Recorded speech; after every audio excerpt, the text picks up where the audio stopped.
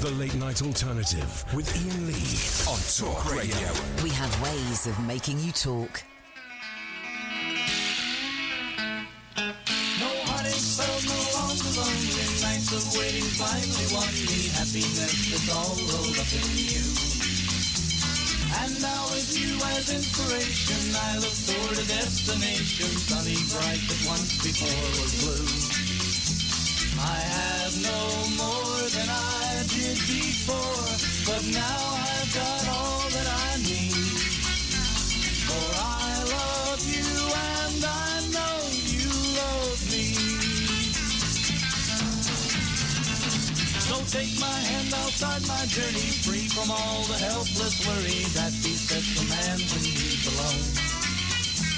For strength is mine when we're together, and with you I know I'll never have to pass the high road for the low. I have no more than I did before, but now I've got all that I need. For I love you and I know you love me. Play, magic fingers.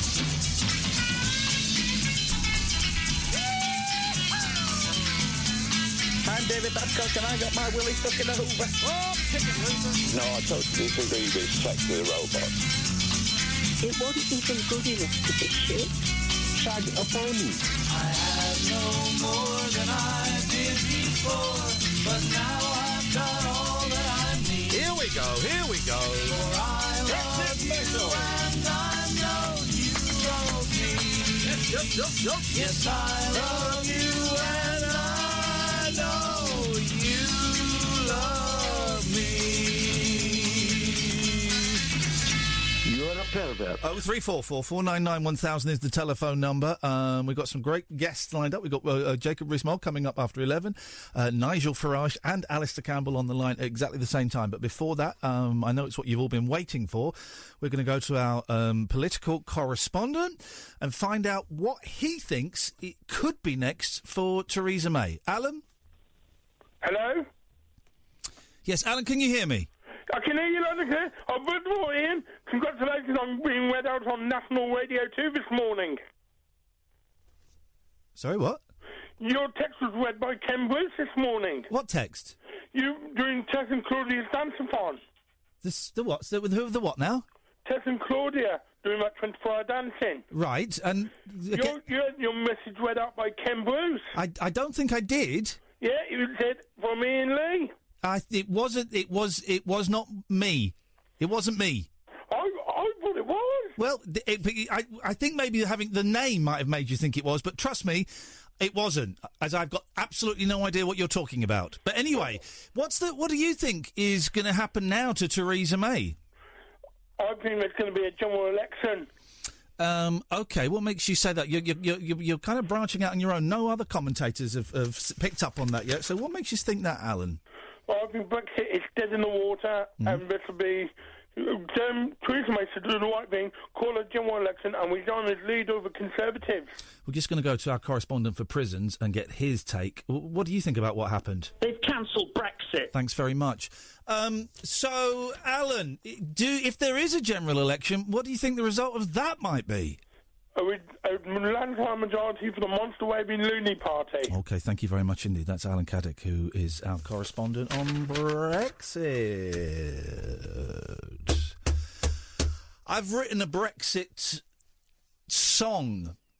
An anthem. I've written it's like a song, because I've been listening a lot to the Now Show, which is one of the unfunniest programmes on radio. No, that's not fair. That's not fair. It's the unfunniest programme on radio. So smug and so unfunny. And they do like songs. They do songs. And so I've written I'm writing. I don't want to say I've written. I'm writing. I'm working on. I'm crafting a song about Brexit. A satirical song about Brexit. Okay. And I can sing some of it now. Well, don't...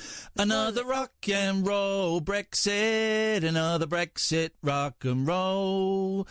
Jean-Claude Juncker's up for the fight. He's putting up with all this shite. Theresa May A Jacob Rees-Mogg sitting in a tree having a snog.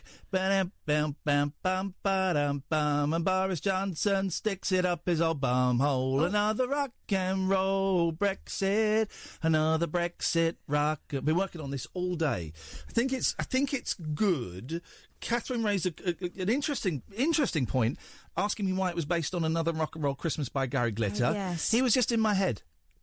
I read an article about his son in Cuba the other day. So Gary Glitter's in my mind. I don't think he'd make any money from it. I think he sold all of the rights to his songs. I'd have to check that because I wouldn't want him making money. But it's a funny satirical song. This could be my moment to be the new Mitch Benn, to be the new Richard Digance, or indeed Richard Stilgo.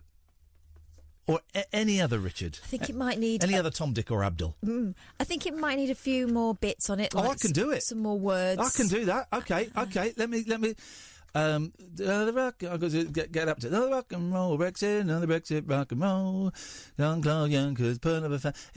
up with all the shine. David Davis. Give me some names. I don't know any of the names of the men involved, and it's generally men. I need some names. David Davis, Stephen Keegan. David Davis, Stephen Baker. They are a couple of masturbators. They have they are sitting in the front. Everybody thinks he's a No. Okay, I'm just workshopping it. Could be a lot of fun. 03444 991000 is the telephone number. This is the late night alternative. Let's be honest, Katherine and I are both slightly aggrieved that we're in tonight. We were kind of hoping that we would get told not to come in and that the grown-ups would be doing a show. I got a phone call like 10 minits after I left home and I thought, here we go. This is it. And she just wanted to check that was coming in. Yeah, we were hoping there'd be a shouty man with a not quite so shouty man and a meek woman debating, what had happened and what this meant. And there isn't. It's me and Katherine. And honestly, right? I don't care. I'd rather we stayed in Europe. I have enjoyed though today Theresa May putting on her sick voice. She ain't going to turn up for work tomorrow. We know it. Or she'll say she's got to go to Brussels tomorrow and then you won't see her. She'll be there. Really, she doesn't have to be there till Saturday, but she's going a bit early. She's doing her sick voice. Who is it she sounds like? Phyllis Pearce. Oh, Percy, get us a Brexit negotiation package from cabin. It was the worst. And then I did like a little jokey tweet. I pulled over to do this tweet because it made me laugh in the car. So I pulled over.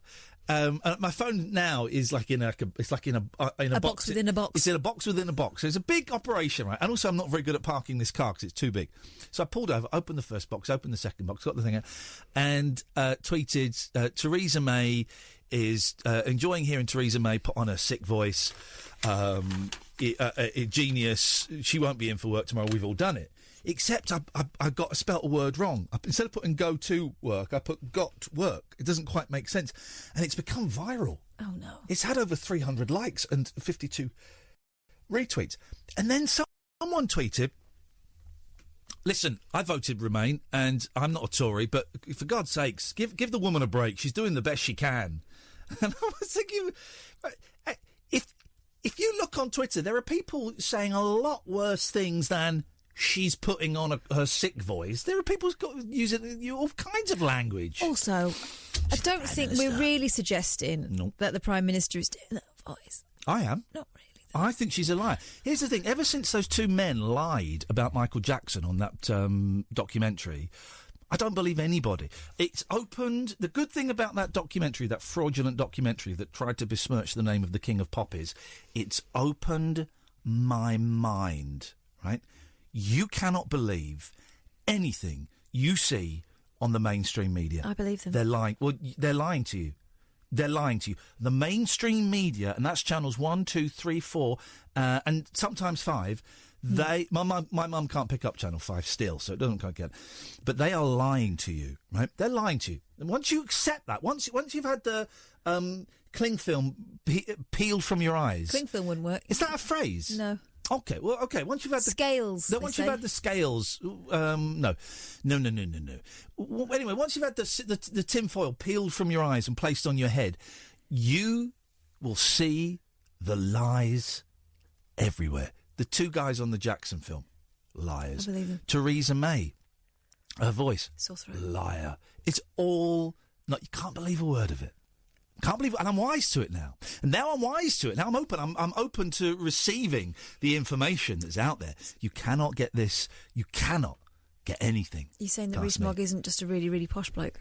Did you see that thing where apparently he's made like £7 million on the back of Brexit? Well, that's the calculation they've made based on something like, was it 15% of... Just on the increase of its smugness over the past 3 years. And that information I don't have to reveal. That's not a bad Rees-Mogg. I don't have to reveal those figures. So yeah, but you made £7 million on the back of Brexit. I don't have to reveal. It's great because he is sicking it to. He is sicking it to the elite.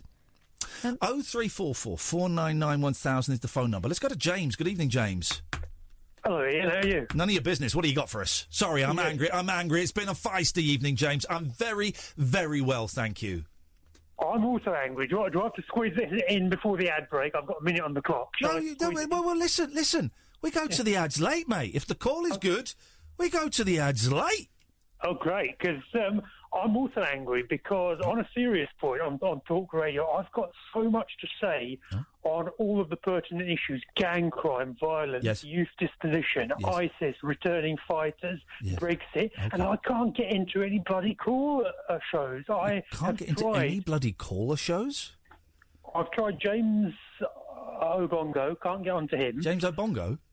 O'Brien, sorry. Well, hang on. You're talking about LBC. That's nothing to do with us. You'll have will probably have a warning up against your name. Why? I'm not. No. Because you're a nutcase. I'm not. Listen, I was about to like your tweet, but on my Twitter it's my real name, so I'm not going to... Who cares? No. Okay. When did you turn into a paranoid, gibbering wreck? 2006. Okay, well, as long as you can date it, that's something. That's progress. But no, I was going to say, I was in London today, and I was approached by can I say, whore? Who? A whore. A whore? Yes. Well, we say sex worker.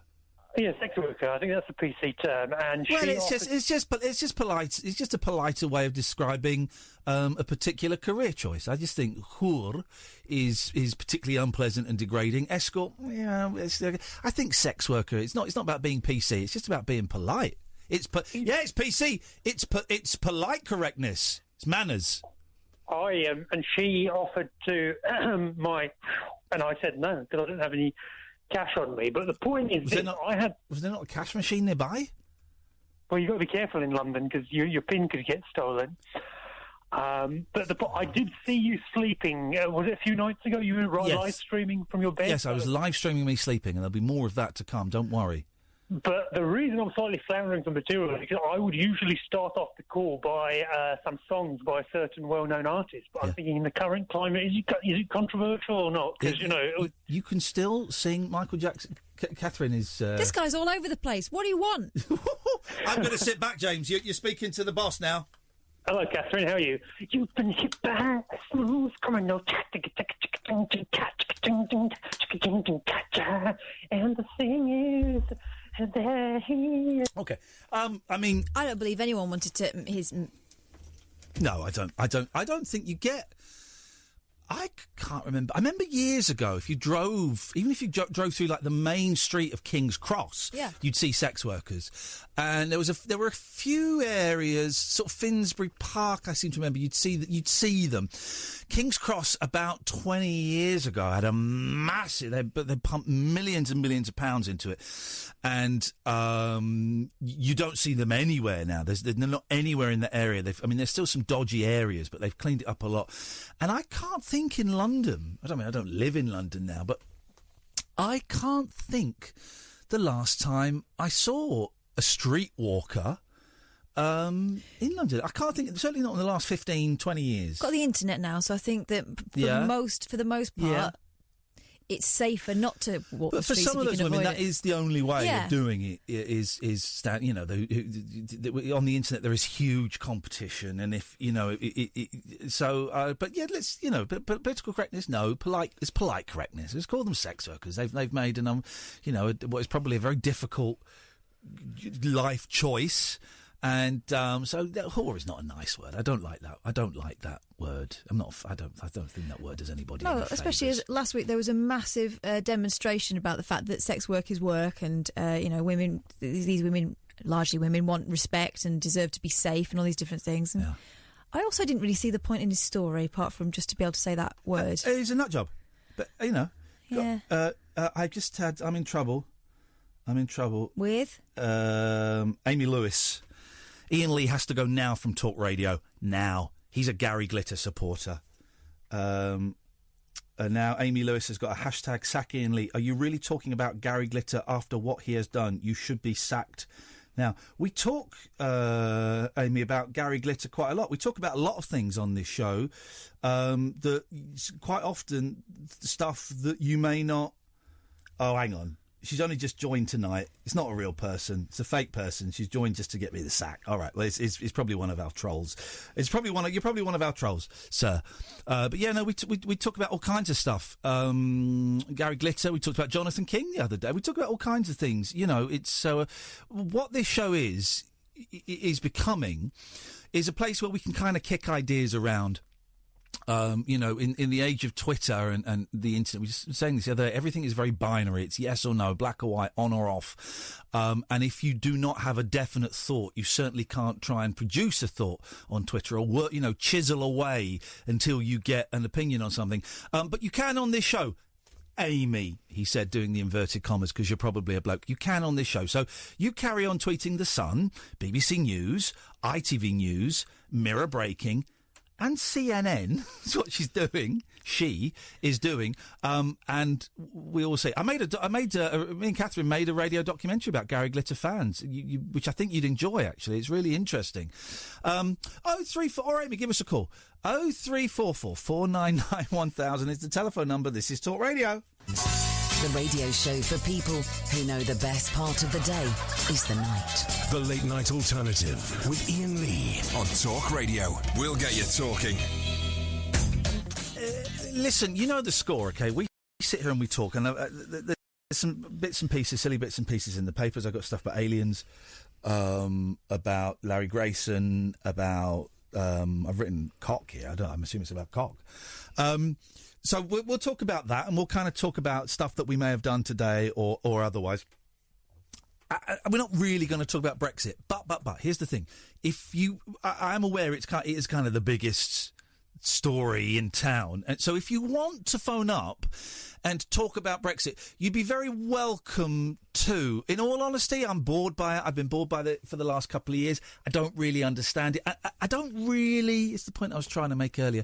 I don't really care. I would prefer we stayed in, but I don't really care either way. And I was thinking about this yesterday. No, I was thinking about it today, because I was listening to another radio station, and another radio host was going on about it for 3 hours. Really good host, right? And he's one of the few people that can kind of make it interesting.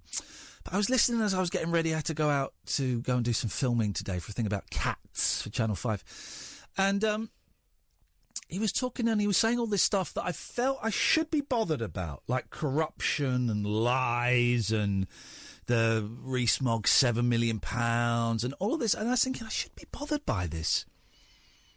But I'm not. I'm all right because I got a few quid in the bank, which is quite selfish, but I have. So, any huge financial impacts will take a while to hit me. They will hit me eventually, but they'll take a while to hit me.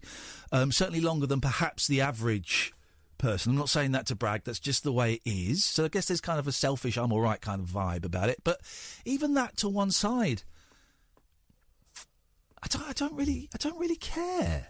I can't get myself worked up. It's partly because I don't really understand it, and I think a lot of people don't understand the intricacies. It's become very tribal, hasn't it? It's that binary thing again that you have to have on Twitter or on social media. It's that black, white, yes, no, in, out. You're a leaver, you're a Brexiteer or a Remainer. You're one of those two. There can't be any nuance. Anybody who changes their mind either way is frowned upon. So you have to be one of you have to be a 1 or a 0. And I just, it doesn't wet my whistle. Doesn't. I mean, what about you, Kath? Did it get you going? There are a couple of things I am worried about. One of them could be a major thing. One of them is just a faff, if I'm honest. This whole, idea that, the island border and the tussling over that could begin again, and these kind of claims by some sort of branch of the IRA, whether it's a new one or whatever, that they're putting, sending the IRA, the next explosives over. That worries me. The thing I'm really worried about, the thing that's going to hit me directly straight away, is the passport thing, where I can't go over to Spain unless I've got 6 months on my passport. It means I'm going to have to renew my passport a bit earlier. That's a faff. It's a faff, yeah. It's a faff. Yeah. That's a fact. Was it when you go to America? How long haven't you got? Is it 6 months? Yeah, something like that. So it's good to keep your passport up to date. I suppose, yeah. But I've got like an extra. But that's it. I mean, that. For the first instance, that's the things that spring to mind that I am worried about. So I am very, very bored by it all. I'm disinterested. I did find it funny, her doing the sick voice there. It made me laugh a lot, actually. And did you hear her sucking a lozenge? Yes. She was a bit where she was... she's been caught out by that before, hasn't she? It wasn't a lozenge. No, you're thinking of the actress on the motorway. No. No. Oh, no. She was sucking... She's sucking a lozenge. It was so funny. Childish pleasures, hearing an adult, with a sweet in the mouth. That was fun. But I don't care. So here's the thing. So we're not really going to do a Brexit special. It's not our vibe. There is a reason that I had what I think is a genius idea to call this show the Late Night Alternative. I remember driving into work about 2 years ago and it suddenly hit me. Why would anyone listen to this show? The Late Night Alternative. It hit me, right? And that is because if you go to BBC London, your local BBC station, 5 Live, LBC, they'll all be doing Brexit. Yeah, and they have been for months. And they'll all be doing it in slightly different ways. Duncan on BBC London, will be doing it in his unique, slightly curmudgeonly way. Tom Snorbrick on LBC worked for Theresa May, so he has a certain amount of insight. But they'll all be doing the same phone-in. And we won't. We're going to kind of try and take your mind off it. So, listen, if you want the Brexit stuff, you're very welcome to call us, OK? You're very welcome to call us. I would ask that you try and say something, bring us something that has been missing from the debate so far. Also, if you're used to phoning those other stations, we don't really tolerate monologues, so you might find that you get interrupted. But if you if you've not had enough Brexit today... Go and listen to those stations tonight, because they, if you really feel that you there's something you want to hear more opinion, you want to hear more debate, you want to hear more experts, talking about it, predicting what might happen this week in 6 months' time, then go and listen to those stations. You have my permission, our permission tonight. You've got a note. You can go. We will not judge you. We will not think any less of you, and you're welcome to dip back in any time between now and 1 o'clock tonight with us, or come back tomorrow if you want. It's all cool. The point of this show is and I know we've now been talking about Brexit for 15 minutes, but the point I get the irony. The point of this show is that we are the Late Night Alternative. We try and provide something that you will not get anywhere else. I'll tell you what we might do a bit later on. Let's that website, that Radio Garden, where you just listen to radio from around the world. Let's see if we can find something interesting on there around the world, and then see if we can get in touch with them somehow. Should we do that after 11? Let's give that a go. 0344 499 1000. Free from most numbers. Will probably cost you a few pennies at most. You'll speak to Amy. She'll take your name and number and give you a call straight back. So it's going to cost you hardly anything. 0344 499 1000. This is the Late Night Alternative with Iain Lee and Katherine Boyle, weeknights from 10 on Talk Radio. Late night conversation worth losing sleep over. The Late Night Alternative with Iain Lee on Talk Radio. We have ways of making you talk.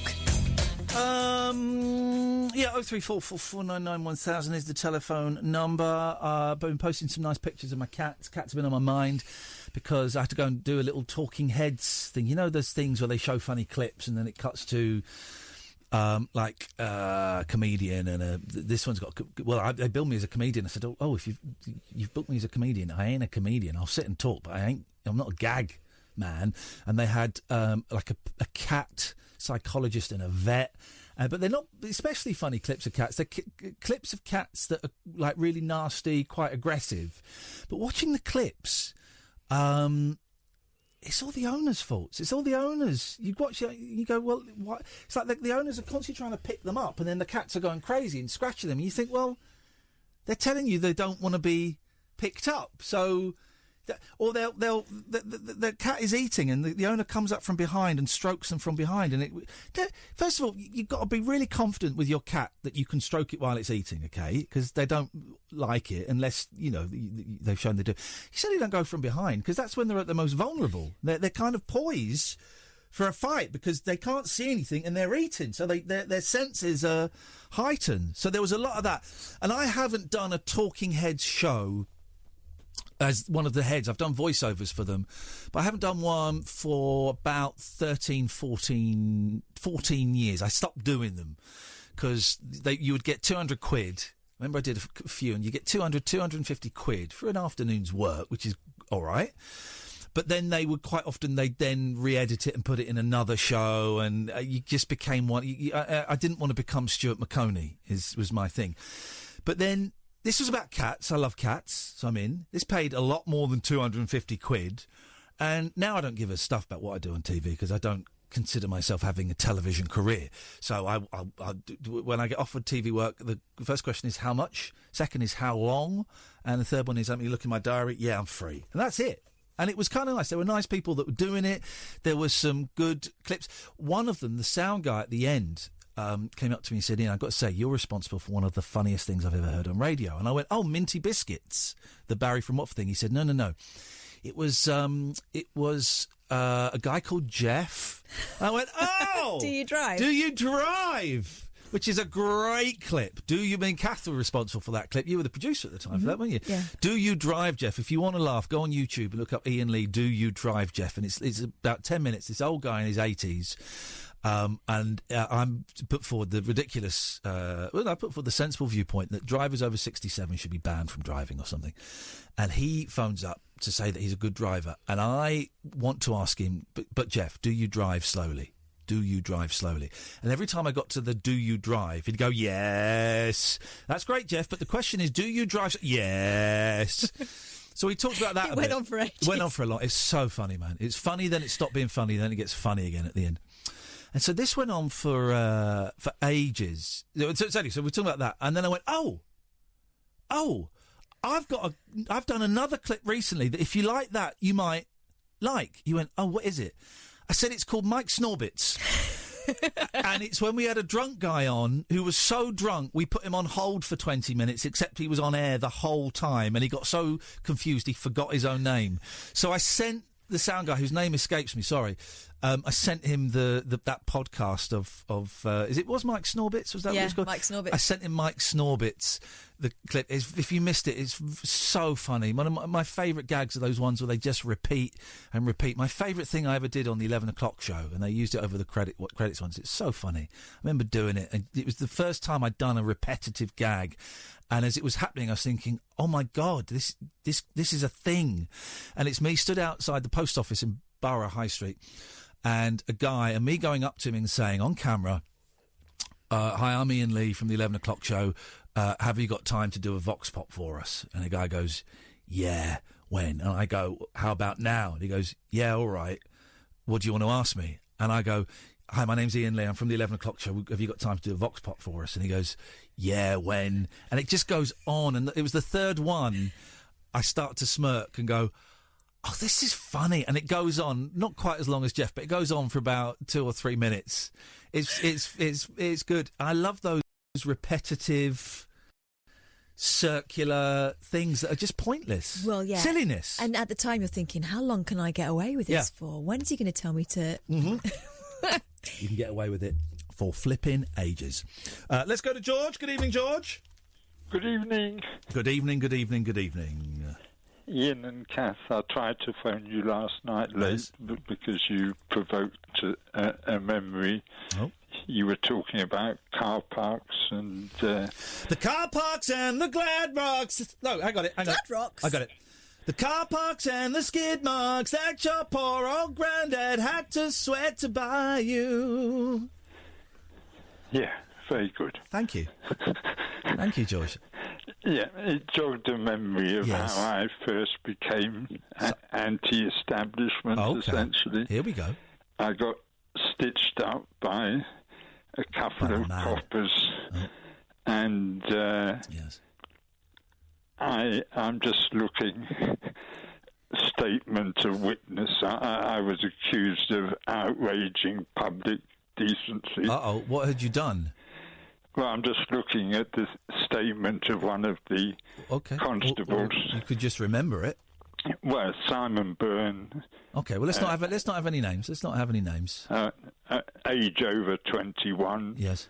He was born 29/4/63, so he was just one month over 21. Okay, that's great. What is the point of this story? I wanted to tell you the story. Tell us. Sorry? Tell us then. I don't want the guy's birth date, for crying out loud.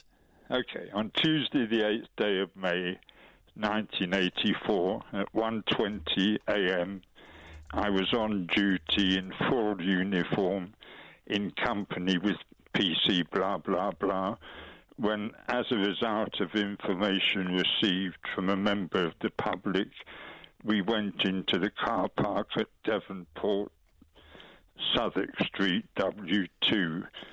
There in the car park I saw a red Volkswagen Golf Saloon parked stationary with its lights extinguished. The area where the car was parked is partly covered by an overhanging building. However, the car park is well lit and the car was clearly visible from the residential flats which overlooked the car park. I saw a man whom I now know to be Mr. George Weiss. Why are you reading us his statement? Because you'll like it. Well, with 5 minutes into it, and I'm not liking it. How much longer is it? You're going to like it as it develops. Well, I don't know if I am. Here's the thing, right? If a video game doesn't grab me in the first 30 minutes, it gets chucked. If a TV series doesn't grab me in the first 7 minutes, it gets chucked. And if a phone call hasn't grabbed me in the first 5 minutes, I mean, come on, man. Just tell us... Mr.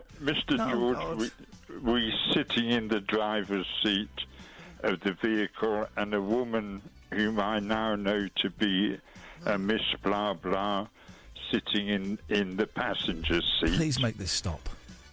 Sorry? Please make this. I mean, I don't. Just get to the fun bit. Don't bore us. Get to the chorus. The girl was bending over towards Weiss, and her face was pointed downwards near the steering wheel. Here we go. Of the car where Weiss was sitting. Yes. Her head appeared was she to be a soap opera actress? Her head appeared to be moving up and down in rhythmic fashion. Yeah, there we go. Now we're getting it. At this point, we were about 15 feet away from the car, and as we got nearer to the car, I could see that Lynch was bent over his groin, and that Weiss's trousers and underpants were down around his knees. Her mouth totally encompassed his erect penis. At this point, Weiss looked up and appeared to notice us. Both occupants sat up in the car. When we reached the car, PC blah blah opened the driver's door, and Weiss tried to pull up his trousers. I also saw that Lynch had pulled her tights down. She's like porn for the blind. I'm getting into this. Off one leg, but she made no attempt to readjust her clothing when we arrived. PC blah blah said to Weiss, "Can you explain what you're doing here?" He said, "I'm with my girlfriend." PC blah blah asked Weiss to step out of the car. Feels so good. PC blah blah said, "Why have you come down here?" He said, "I like coming here. I've been here before." I said to Lynch, "What is your friend's name?" She said, "I don't know. He's just a friend." PC said to Weiss, "How many times have you met her before?" He said, "I've seen her once before, and we came down here." Okay, I'm getting bored now, George. Sorry? I'm getting bored now. So you got caught having having your willy in a lady's mouth, and the police charged you with. No, I was sitting in the car talking to her. What? I was sitting in the car talking. But she wasn't talking to you. We were talking to each other, yes, and they. I've got a mouthful of sausage. Okay. And the police made up this whole story and took their car off the road for the night. And, why does life have to be so unfair? Okay, George. Well, that's great. Thanks very much indeed. Fortunately, PC blah blah should be quite easy to trace. 0344 499 1000. Maybe we should talk about Brexit. A star-crossed soapbox for sailor boys, stable girls, I'm on the edge. and stripper grands. It depends who you're with and it depends on the situation. Late night speech radio with a difference. Thank you. The Late Night Alternative with Iain Lee on Talk Radio. Good news, good news. Jesus is coming. The King is reborn. So we sold out our show in Manchester on Saturday, May the 18th. So we've added a second show on Sunday, May the 19th. It's an early evening show. Be 6 till about 8, half 8, something like that. Tickets are only a tenner. If you bought tickets for the Saturday show, if you go to my paypal.me/Iain Lee, you can get tickets for £7. That's because that's how cool we are. So if you've bought tickets for the Saturday show already, which is now sold out, you can get tickets for the Sunday show for £7. It'll be a completely different show. If you make a payment via paypal.me/Iain Lee, or ask me on Twitter if you didn't get that, or you can get, if you haven't got tickets for Saturday, you can get tickets for Sunday for it. They're a tenner each. It's a small venue, holds about 60, 65, and if you go to iainlee.com/event, IAINLEE.com/event. All of the shows and ticket details and things are up there. So we're doing 2 shows in Manchester. Here's my worry, because it's a great venue, the 3 Minute Theatre, and you have to pay obviously to rent it.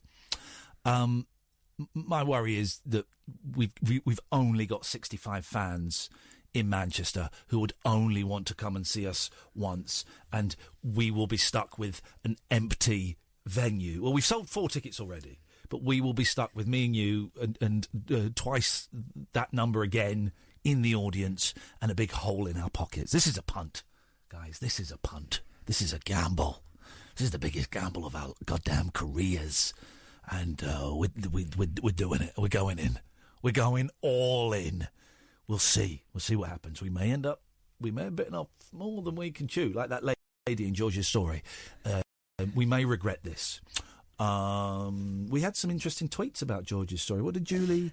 Julie said, let me see, interesting. Thank you very much for everyone who enjoyed that call, by the way. And, he stopped and I was nearly done. Yep. Mrs. Critchley, MMS Critchley was LMAO. She was laughing her actual arse off. Wowzers. At the background music for George's monologue. And we also had someone saying, Darren said, I guess you could say she got to taste the rainbow. By the way, after April the 1st, you will have to send us copies of your credit cards and driving licence as just so we can identify you to make sure you're all old enough to hear adult content like George's call. Let's go to Brian. Good evening, Brian. Hello, Brian. I think he's asleep. Hello? Hello? Could you... Hello? Hello there, Brian. Could you switch your radio off, please? Hello? Hello? Have you fallen? Can I speak to the man on the radio? Yeah, speaking to... Oh, God, OK. Let me guess, did this come through on a withheld number, this call? Yeah. Yeah, we go, yes. OK, it's the withheld number guy, yes. OK, thanks very much indeed. Let's go to Jules. Good evening, Jules. Hi there. Sometimes that guy, like 25% of the time, that guy's calls are funny. The other 75%, they are a mixture of just creepy and dull and pointless. But there's not a great hit rate. Yes, hello, Jules. Hi there. Hello, Jules. What can we do for you this evening? Right. Anxiety. I wanted to talk about that. Were you affected by some of the issues in George's call? No. Good. No. Go on then. You take your time. We're here. You say what you need to say. Okay, that's really sweet of you. Yeah. I'm a sweetheart. You are. I'm trying to fight it, and I was going to come to your Luton gig. Oh, yeah?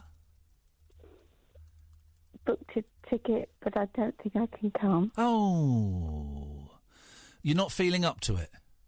No. Oh, mate, I'm sorry to hear that. Has anything happened, or is it just like the blanket has been pulled over your head a little bit? Yeah. Yeah, I get that. Do you? Yeah, I think I get it in as much as I think I understand what you're saying, yes. A bit angry with myself. Why are you angry? Well,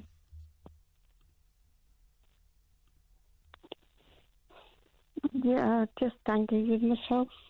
Well, here's the thing. The Luton gig isn't for a couple of weeks. It's not this weekend. It's the weekend after, I think. I know, yeah. So there's a bit of time. So I'm sure... I don't know what it's like for you, but with me, this stuff can sometimes go in the space of an afternoon. Sometimes it takes months, but sometimes, I can have a bad morning and then in the afternoon, actually, I feel all right.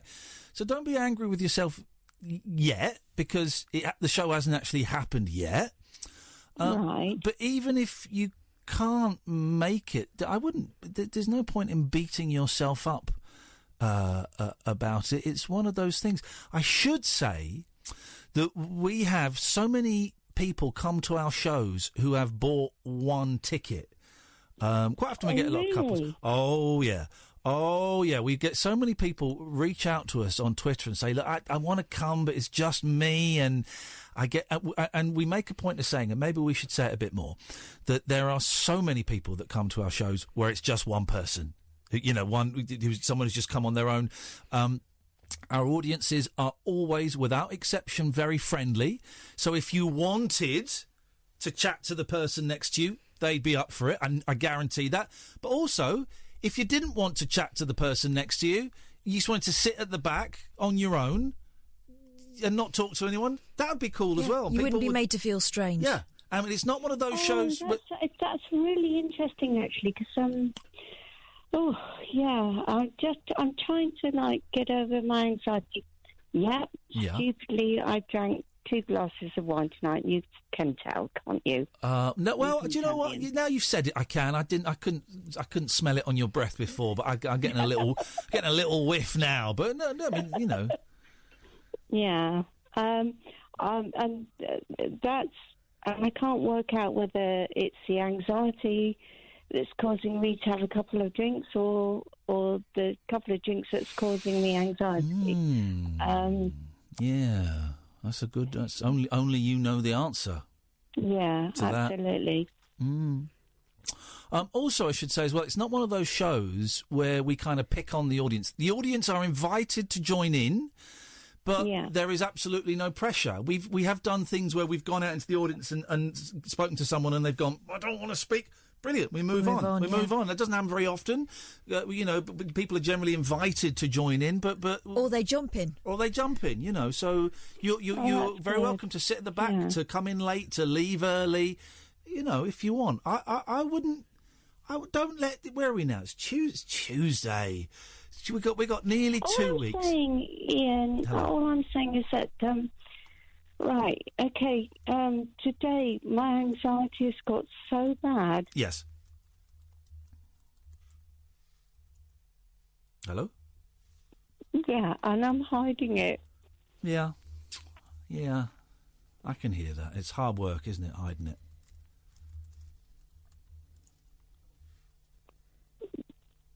It's hard work. Very tiring. Who are you hiding it from? Everyone. Well, you've told us. So there's obviously a part of you that doesn't want to hide it and is happy to or relieved or something to share it with somebody else. And I'm glad you've chosen us and you've shared it with us. Yeah. First of all, problem. So tomorrow I've got a decorator coming and I've got a good friend coming round tomorrow. Okay. How do you feel about the decorator? Because and I know that's not euphemism. Because I always, when I had a decorator around for a couple of weeks a few months ago, and he was such a nice guy. But I found it made me so anxious having someone in my house and thinking, God, he's going to want coffee all the time. He's going to want conversation. It was. You didn't feel like you could move around the house like you would have. I felt uncomfortable. Yeah, it's not that. I just don't trust people anymore because I think they're going to rip me off all the time. Does that make sense? It does make sense, yeah. Yeah, it does make sense. And then I've got a good friend coming round tomorrow and I've got to hide the fact, that I'm really anxious. That's all. Yeah. How good a friend are they? Well, I see her about every 6 months or so. Because I bet they'll suspect something's up. Really? Yeah, but not because of anything bad that you've done, just because they care about you. Yeah. You'd know with them, wouldn't you? Well, I don't know. I just think I've blown it. Think you've blown what? Their friendship?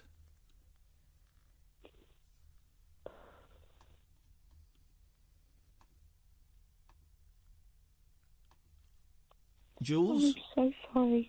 You've got nothing to be sorry for. Listen, here's what I think, right? We have to go in a minute because we're a bit late for the news, but that's fine. Yeah, that's okay. No, that's my problem, right? So let me deal with that. All I'm going to say is, it's 11 o'clock on a Tuesday night. 11 o'clock on a Tuesday night is a lousy time to try and work out what on earth your head is doing. And 11 o'clock on a Tuesday night after 2 glasses of wine is an even worse time. May I make a suggestion? Okay. Go to bed. I can't. Why can't you? It's just because I don't want to sleep. You do, okay. We do. All right. Well, then stay listening to the radio, and don't have any more wine. Yeah, no. Well, I haven't got any more wine. There you go. That's good. Good. The wine isn't going to help tonight. It might help at other times, but I don't think it's going to help tonight. Okay. No. Carry on listening to our nonsense for a couple of hours. Okay. And don't make any decisions about the show now. You haven't got to make any decisions until about 6 o'clock on Sunday the 24th. That's when you've got to make a decision. So that's ages away. No, I haven't, because I'm absolutely panicking like mad.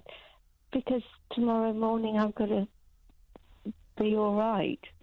Do you understand? Yeah, but you haven't got to be all right, have you? You just got to survive. That's all you got to do. You just got to survive it. And you will survive it. Will I though?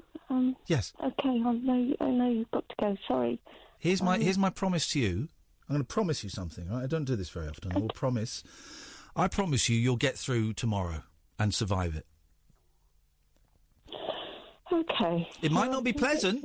It might not be pleasant. Bits of it might not be pleasant. But I bet there will be some bits that will be a laugh. Some bits of it will be quite uncomfortable. But I guarantee you will get through tomorrow and survive it. As a promise. Okay, thank you very much. No, thank you, Jules. And maybe give us a call either tomorrow or later in the week, all right? I will do. Thanks for sharing that with us. I really appreciate it. Okay, thanks for your help. No, Good night, no Jules. problem. Thank you. I don't know if we did help, but it was nice to talk to you, Jules. So thank you very much indeed.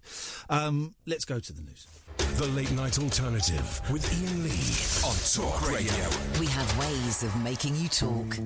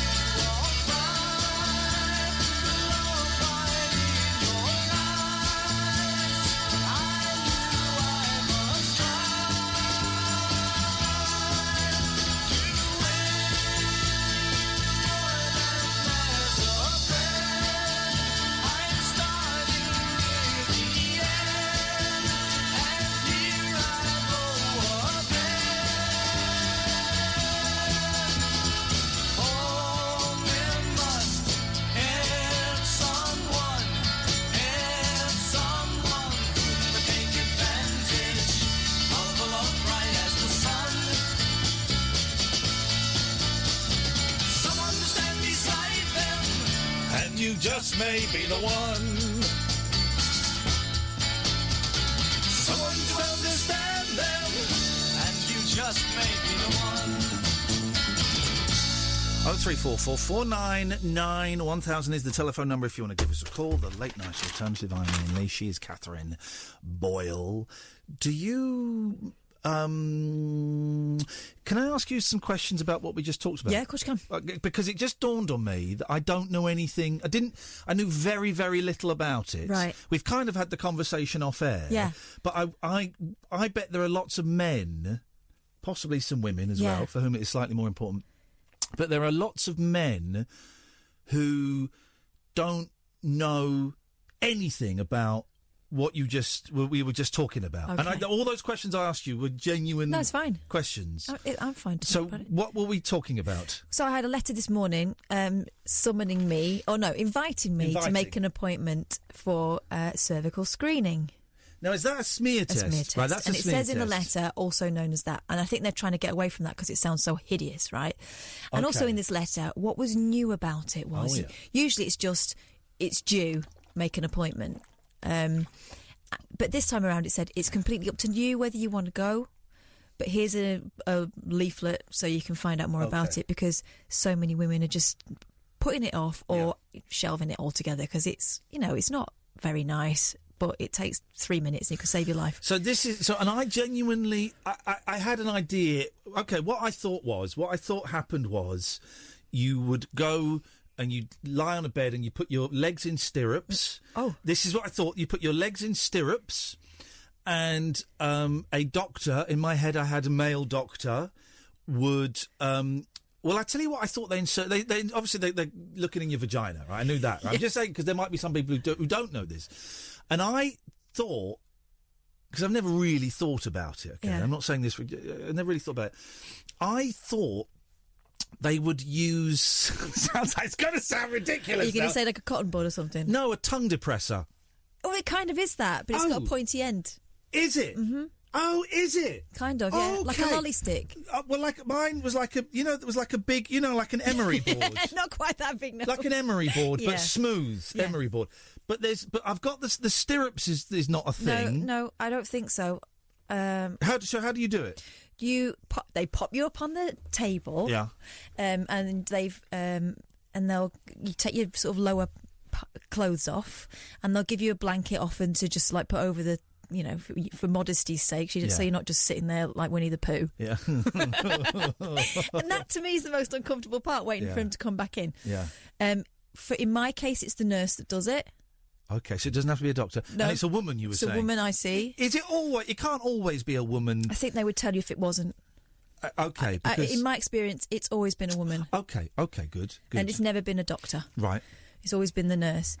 And so, then they'll, they kind of use this speculum thing, which is metal. And that, you were saying, is like the tongs on a barbecue. Yeah. And they don't... They don't... And then they'll stick the lolly stick in. That's to prise your vagina apart. Yeah. So that they can let the dog see the rabbit, yes. Oh, please. But they don't peer up there with, like, a head torch on. It's like the X-Files flashlights.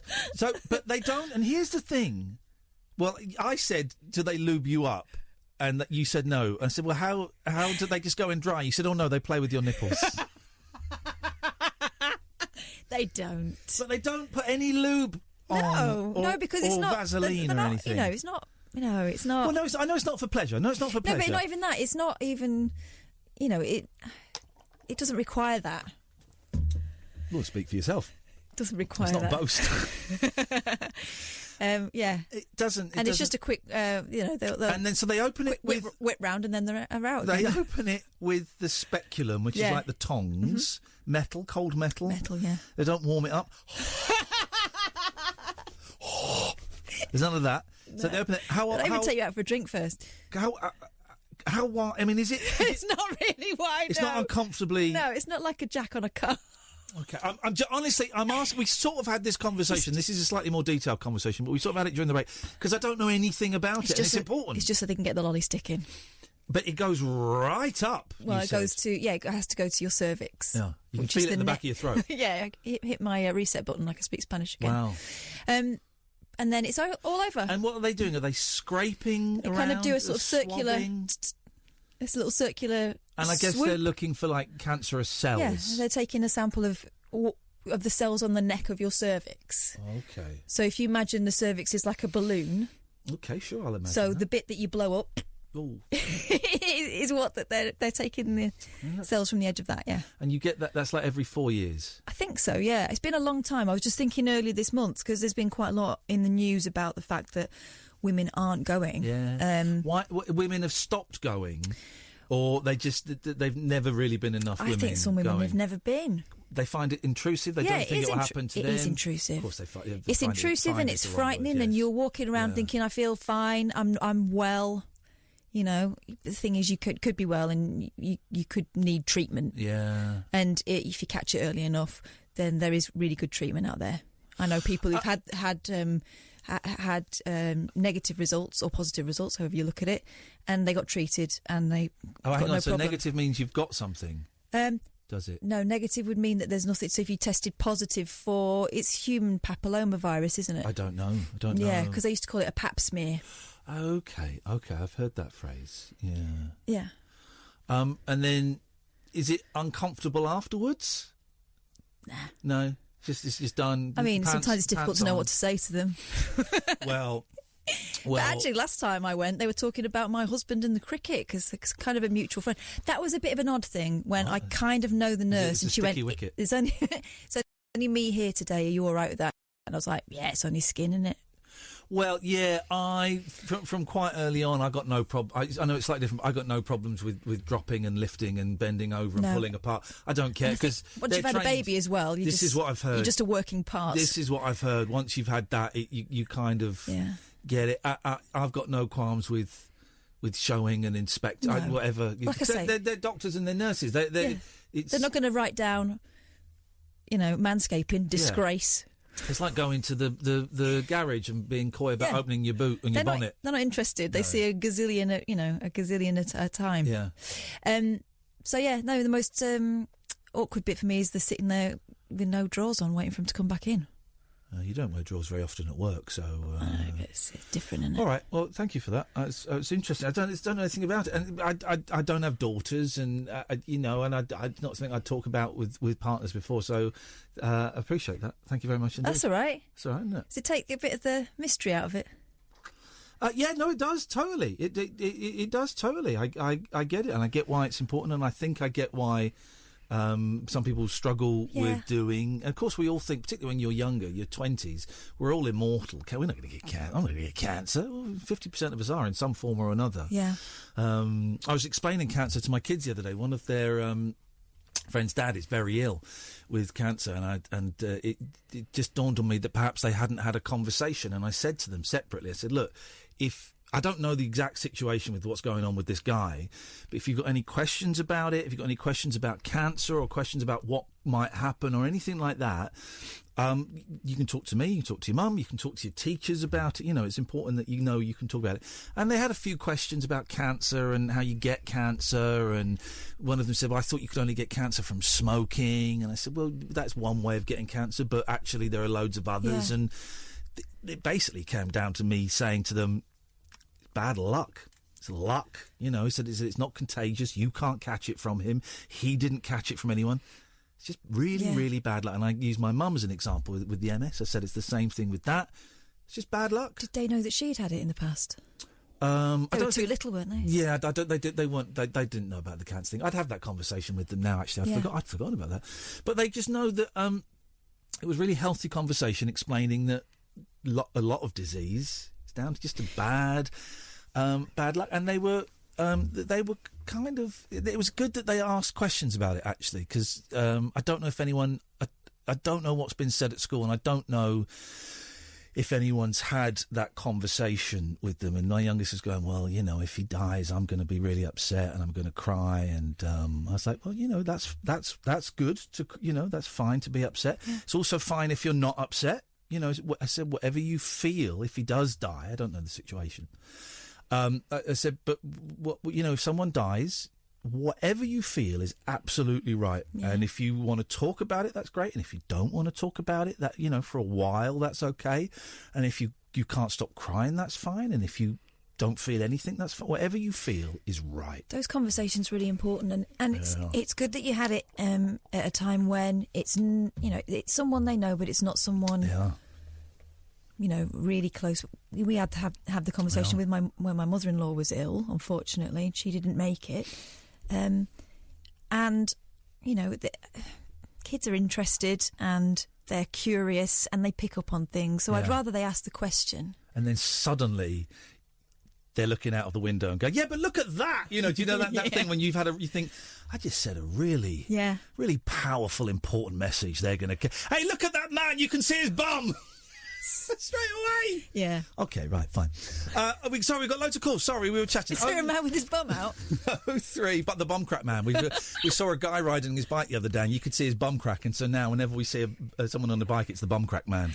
I always wonder why they don't feel... I mean, if I know... Pull your pants up, at the very least. You'd feel a breeze, wouldn't you? If your trousers won't cover it, pull your pants up. I am constantly, when I'm on a bicycle or my scooter, I am checking behind to make sure my coat is covering my ass. Me and too. If it's not, I will get off and I'll pull everything. I know, and it's difficult when you're riding the scooter because things, you've kind of got a lot of clothes on, a lot of layers and stuff. And sometimes I always tuck my t-shirt in as tight as I can. I don't want to be that woman. I pull my pants up like Simon Cowell styling. Okay. Yeah, because I don't want to be that guy. Don't want to be that guy. Be the other guy. I don't want to be the bum crack man. 03, we got Mick, we got Chris, and we got Simon. 0344 499 1000. I'm Iain Lee. That's Katherine Boyle. This is Talk Radio. Closing time conversation for tax inspectors, taxi drivers, and taxidermists. Great big talk for the wee small hours. You've been trolling me big time, mate. The Late Night Alternative with Iain Lee on Talk Radio. 0344 499 1000 is the telephone number if you want to give us a call. Boy, we've covered a lot of ground tonight. Let's go to Mick first of all. Good evening, Mick. Hello. Hello, Mick. What have you got for us? Very, very angry. Oh, my word. Mick, let's try and subdue that anger if we can. There's enough anger in the world. Been driving around Bedford for an hour and a half to do a 6-mile journey. Oh, dear. Diversions? Or just bad driving? One diversion into another diversion, into another diversion, into another diversion. I know Bedford very well, and I can imagine that gets crazy. 6 miles in an hour and a half. Michaelmas. Park the car, get out and walk. Right, I'll do that. What is it, that film, Falling Down, Michael Douglas. Just stop it in the defence. Just stop it in the middle of the road, get out and walk. There you go. Sorry? You going? Yeah, I've just been out and swore. Flipping it. I think we heard it. Yeah. Blimey. All right, Mick. If there's a killing, if you're in Bedford, lock your doors, lock your windows, don't go out. There's a lunatic. There's an angry, violent lunatic who has abandoned a car. Because in that film, he pulls a shotgun out. Yeah, doesn't he walk over the bonnets and the roofs of everyone else's cars? I remember his number plate is Defence. That's what defends. That's what gives him away. I watched that film when I was about 19. I think I was too young. Great movie. I didn't get it. I just thought, he's a scary, angry man, isn't he? It's a great movie, although I don't ever need to see another film where it's the cop's last day, because it was the cop's last day. One more day and I'm going to buy that farm. Yeah, it's the cop's last day. We don't need to see... Let's just make a film called The Cop's Last Day, and then we never need to tell that story ever again. OK, how's about that? Thank you very much indeed. Let's go to Chris. Good evening, Chris. Good evening. Oh, it's this cheeky little sausage. Good evening, Chris. Hi. There's no need to say that. Here we go, straight in. It's like we were just having a conversation before the break. We're straight back into our roles. I love listening to you and Katherine. I do. Yeah. Have you been robbed recently? Yeah. I thought so. Yeah. Yeah. What? Well, no, not for... Okay. The last couple of years. That's okay, that's something. Well, Chris, bearing in mind that this is radio, so please don't swear, what have you called in for, mate? I'm not going to swear. Okay, it'll be a first. What do you mean? Sorry? I've never sweared on radio station. Come on, Chris. Come on, Chris. Katherine. You do. I've had to edit them out for podcasts. I might have a little box of Chris's swears somewhere around here. Hang on, let me look. All right, I do apologise. All right, if I have swore before. You have a bit, yeah. The F word is a swear. I'll let you know that now.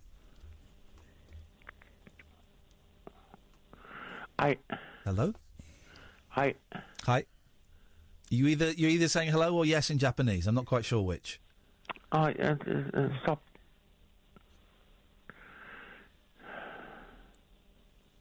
I'm going blind, and I can't stand it. I'm sorry. I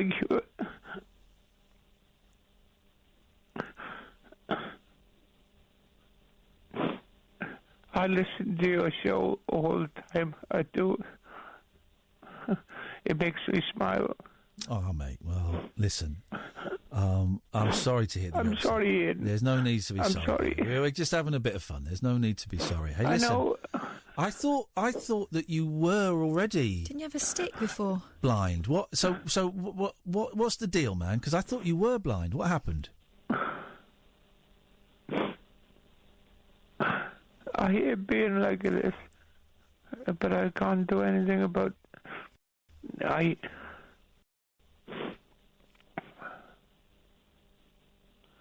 Do you know when I listen to you sometimes of an evening? Yeah.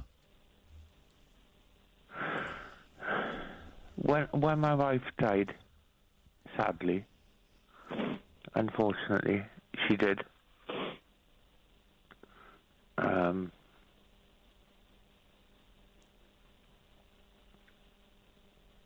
I was working at the time. I had a boring job. I used to be an IT technician.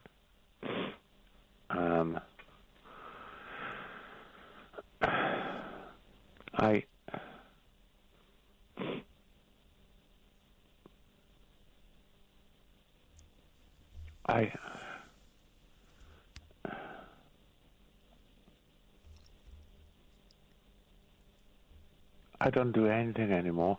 I don't work anymore. Do you not have a partner? I thought you had a partner. We haven't she was spoken French, wasn't she? for a while. You had a partner. What do you mean? Huh? Well, when you spoke to us before, you told us about a partner that you had. He was always telling you off. Katherine? That's what you said. I know. Yes. You know, So we're just asking. We thought you had a partner. What do you still have a partner? Did you never have a? I'm a bit confused. That's all. We're not having a go. Calm down.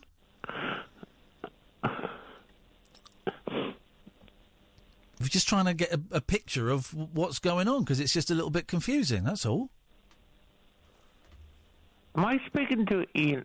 You don't sound like Ian Lee now. Mate, if we're going to play Is This the Ian Lee game, then yes, you are speaking to me, yeah.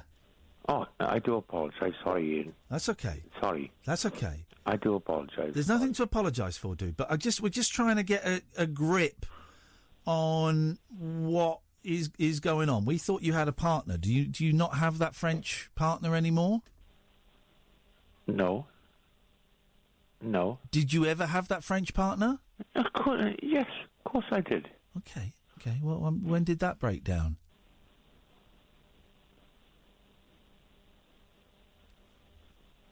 I panic all the time. Right. When somebody comes around to my house, I panic. Even when the letterbox goes, yeah, I panic. Yeah. What help do you have? I'm taking control of the steering wheel again. What help do you have in your life? I used to always help other people. What help do you have in your life? I'm a stubborn git. I know you are. So does that mean you have no help in your life? I used to teach. I'm not asking what you used to do. I'm asking... I know, I always do it. Oh, right, I want to know what's going on for you now. Do you have any help in your life? One of my old managers, he said to me, right, we'll get you teaching again. I can't do that. When did he say that? Last Thursday. Okay. Why can't you do that? I just can't. I can't. You drinking?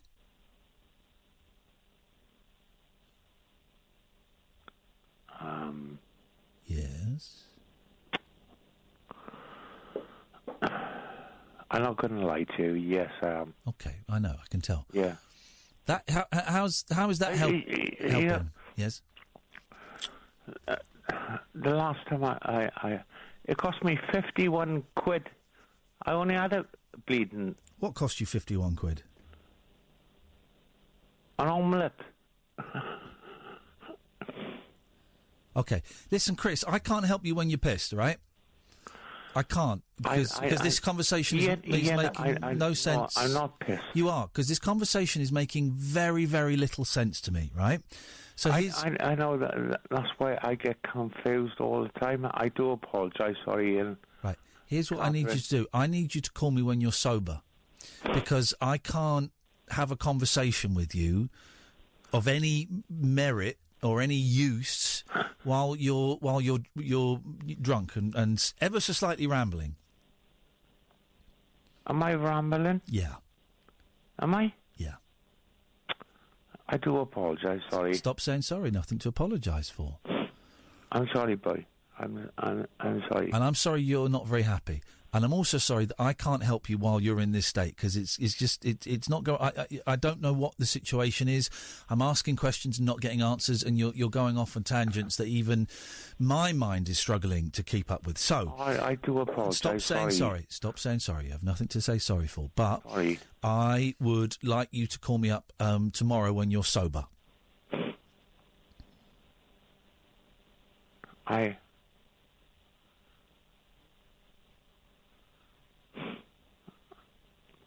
I've got myself in so much of a mess.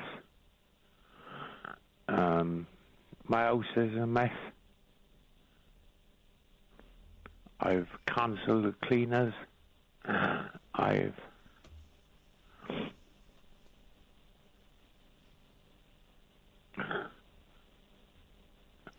Chris, my concern is I'm going to talk to you and we're going to have a conversation and you're not going to listen or you're not going to remember it. I am listening to you. Okay. I listen to your show every evening. I do. I listen to you and Katherine. I do. And honestly, it makes me smile. It, you know, some of the comments... What did I just suggest to you?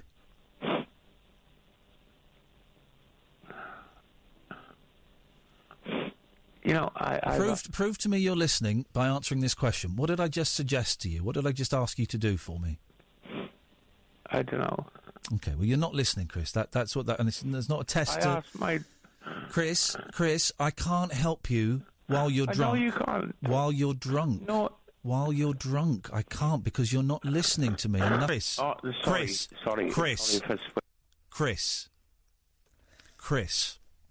I told you the F word is a swear word, right? Now, you're still on the line, but you're not on the air and you're not coming back on the air, right? But I'm going to say something to you. I'm going to give you a telephone number of people who will be much more useful to you right now, at this precise second in time, okay? I'm assuming you're listening to me, and I'm assuming you've got a pen and paper. It's a very easy number to remember as well, okay? It's for the Samaritans. And the number is 116123, right? It's dead simple. You can phone them up now and you can chat to them, okay? There is no point in me talking to you when you can't even remember what I said 60 seconds ago. So I really hope you're writing this number down. I'm going to say it 2 more times, okay? 116123. Okay, I'm going to say it 1 more time in about 30 seconds because it's really, really important that you either take this number down or you remember it. And I would suggest that when you put the phone down, I'm going to cut you off in a bit. Have you been listening to what I've been saying, Chris? Yes, of course I have. What was the number? I know what you're telling me. What was the number I gave you, Chris? You tell me about Samaritans. Yeah, what's the number I gave you? 116123. Right, I'm going to cut you off now, and with love and respect, I'm going to ask you to call that number as soon as I cut you off, okay? Okay? I'll still listen to your radio. You can still listen program. and you can call me when you're sober. This is not a rejection. This is not in any way a criticism of you, but I'm worried that I might do more damage than good. Chris, I'm saying it because I choose my words very carefully. So I'm going to cut you off now, and I want you to dial 116. Yeah, you're quite welcome to do that. Okay. And I will still listen to you. And okay, whatever your choice is. I'm going to cut you off, and I want you to call 116123. Can you do that for me? Okay. My life is a mess. Okay. I want you to call 116123. Will you do that for me? I'm sorry, boy. Okay. There's nothing to be sorry for. There's nothing to be sorry for. 116123. I'm going to cut you off now. Don't take it personally.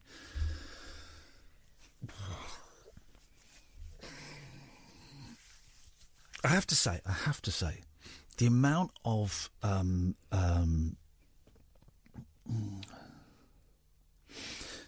energy that is taken from me when I have a call like that is it's not criticism of you, Chris, at all. Just sharing what happens to me when I get a call as heavy as that. The amount of energy that is sucked from me is way more than you would expect from a 5-minute call. And cutting off a guy who at the end is going, my life is over, that takes a lot from me. I got no pleasure from that. Au contraire, cutting someone off like that, I want to spend the whole night trying to fix them and sort them out, and I can't. And one of the toughest things is acknowledging that there's only so much you can do, and then boundaries and all of that. But that call has drained me. You know what I mean? Yeah. You know what I mean, Jelly Bean? I do know what you mean. Hey, and I get why you don't want to go ploughing in when obviously the problem is a lot more complicated, and also, like you say, he's not really in a position to be able to discuss things properly. I do wonder if we kick ideas around. So I do wonder if I've made a rather big rod for my own back in terms of calls like that. Do you know what I mean? Yeah. Well, here's the way I look at it. I like the fact that people. It's an honour that people feel like they can tell us stuff, right? But what we can't do is replace professional help. And the worry is that some people are avoiding going to see someone professional because they think we're going to fix it.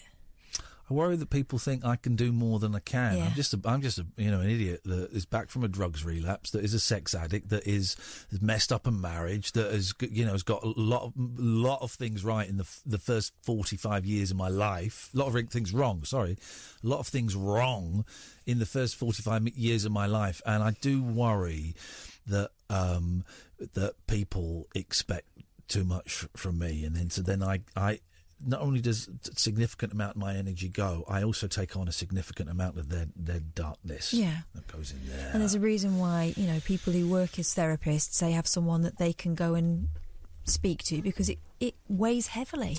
0344 499 1000. This is Talk Radio. The radio show where the owls are not what they seem. Do you or have you ever watched Twin Peaks? The Late Night Alternative with Iain Lee. We could be dreaming and meeting each other in our dreams. On Talk Radio.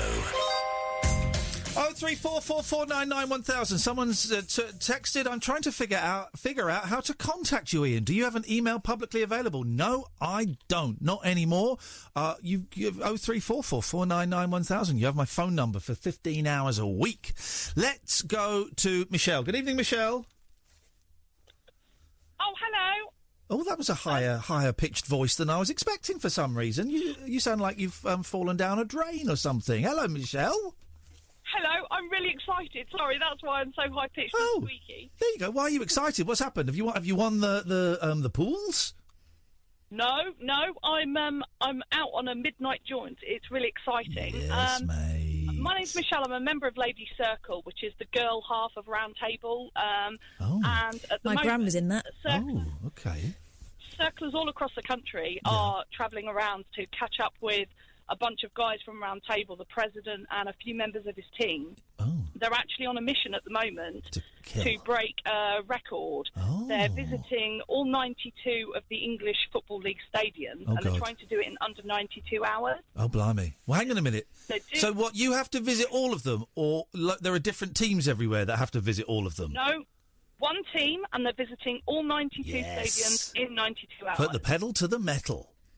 I know, they're fantastic bunch of guys, and they're doing it because it's to celebrate the 92nd birthday of Round Table, which happens on Thursday of this week. Okay, it's 30th anniversary of the And also internet. to raise money, they're looking to raise £92,000 for Birmingham Children's Hospital. Oh, okay, good for them. So I wanted to come on and promote what they're doing, and also to highlight the great work that the Children's Hospital does, because they also want to, raise the profile of the hospital, etc. Okay, go on then. I just wanted to say congratulations to Richard Holland, the national president, to Alan Collins, his PLC chairman, and to Jim Conway. Why don't you instead of that? Why don't you just tell if people want to donate, how do they do it?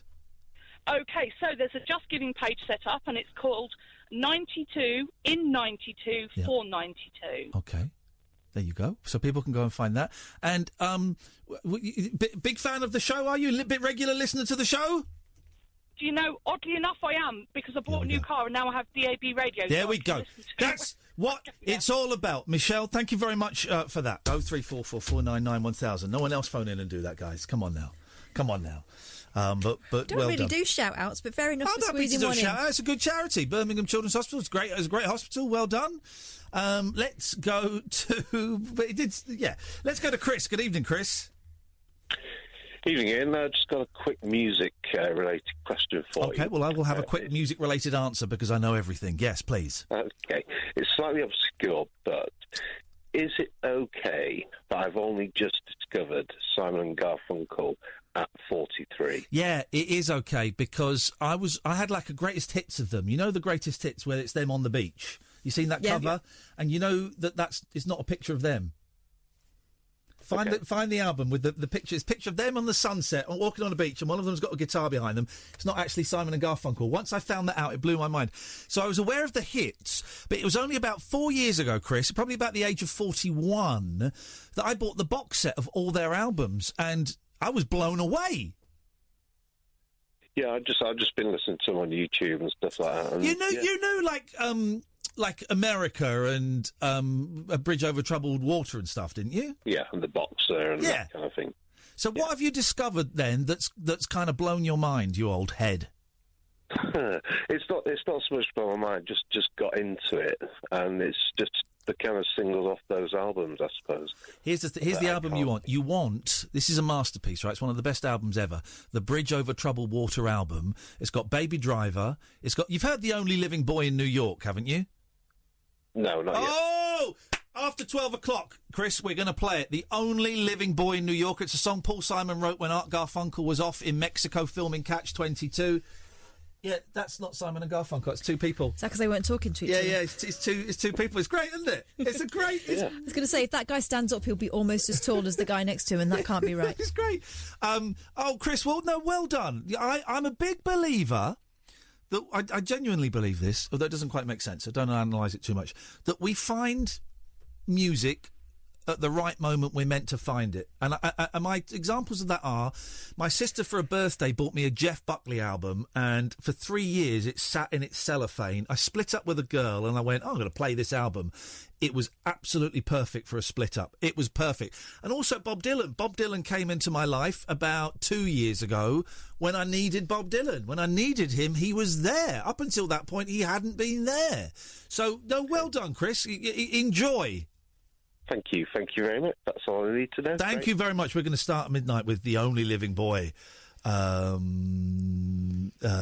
Only Living Boy. Like your coconuts. I want to discuss someone is back at it again. I don't want to get involved in that. The person who wants my email address, I don't really want to get involved in that. That is something from the past. That is something. I'm being very deliberately mysterious. I'll tell you in a minute, Kath. It's nothing. Well, it's nothing bad that I've done, which is unusual. But I don't. The person to which you refer, mysterious texter, I don't want in any way to do anything that would invite that person back into my life, because it was thoroughly unpleasant. Let's go to Simon. Good evening, Simon. Mysterious, yeah, mysterious. So sometimes you've got to have secrets. Well. It's the way it goes. What you got for us, Big Sigh? Big Sigh. All it was to reply to, you know, the lady that phoned up and said she was having anxiety about coming to see you at Rabbit Hole. Well, here's the thing. Those shows can be very hit and miss. I'm anxious when we do those shows. We just don't know if they're going to work or not. But yeah, no, I do, yes. Well, what it was just to say to her, I'm exactly the same, right? Yep. So I will make a plan, make an arrangement, and it will be the best thing in the world. But as it gets closer, the cogs of anxiety start turning, and you start to doubt whether you want to go, whether it's right, blah blah blah. And the closer it gets, the more of an issue it becomes, until you get to the stage where you call it all off and cancel. And then you feel great, and it's all problem solved, right? So all I'm saying is, what she's going through is she's not alone. It's happening to me. I'm going, God damn it, because I need to. Yes, man. But just fight those demons, and just you can do this. You can do this. I've cancelled so many things in my life, and generally afterwards I've gone, I wish I'd done that. But you know, you're Simon. Those are wise words. And are you coming on your own to Luton? I'm meeting a friend of mine, old school friend, because I was born and raised there, as I said before.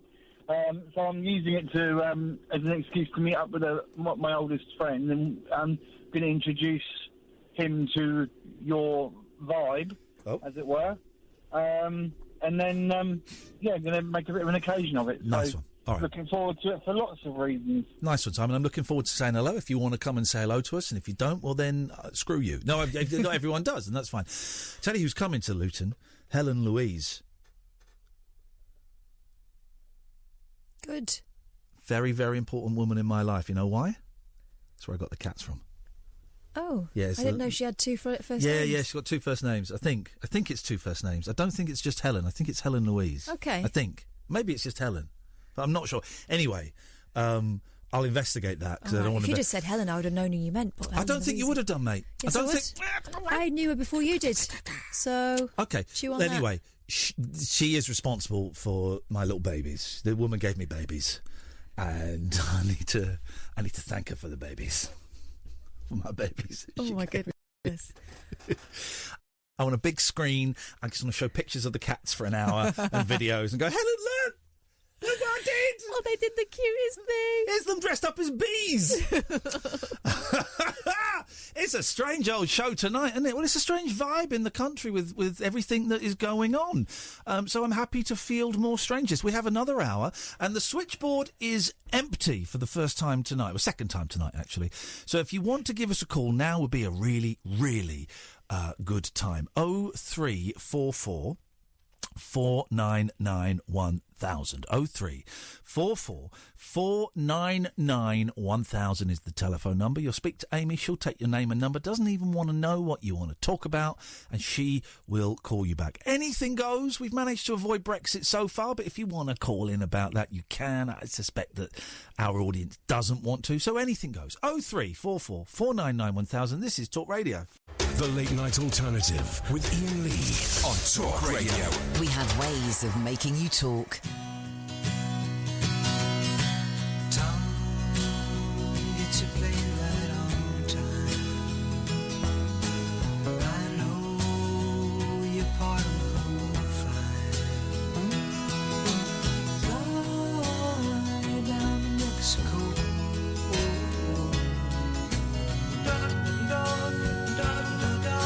Here I am, the only living boy in New York.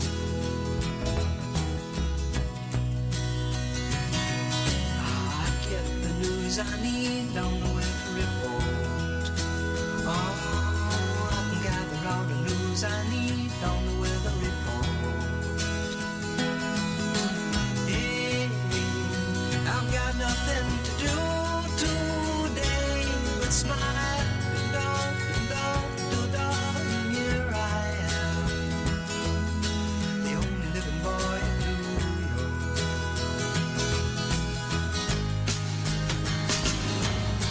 Half of the time we're gone, we don't know where, and we don't know where.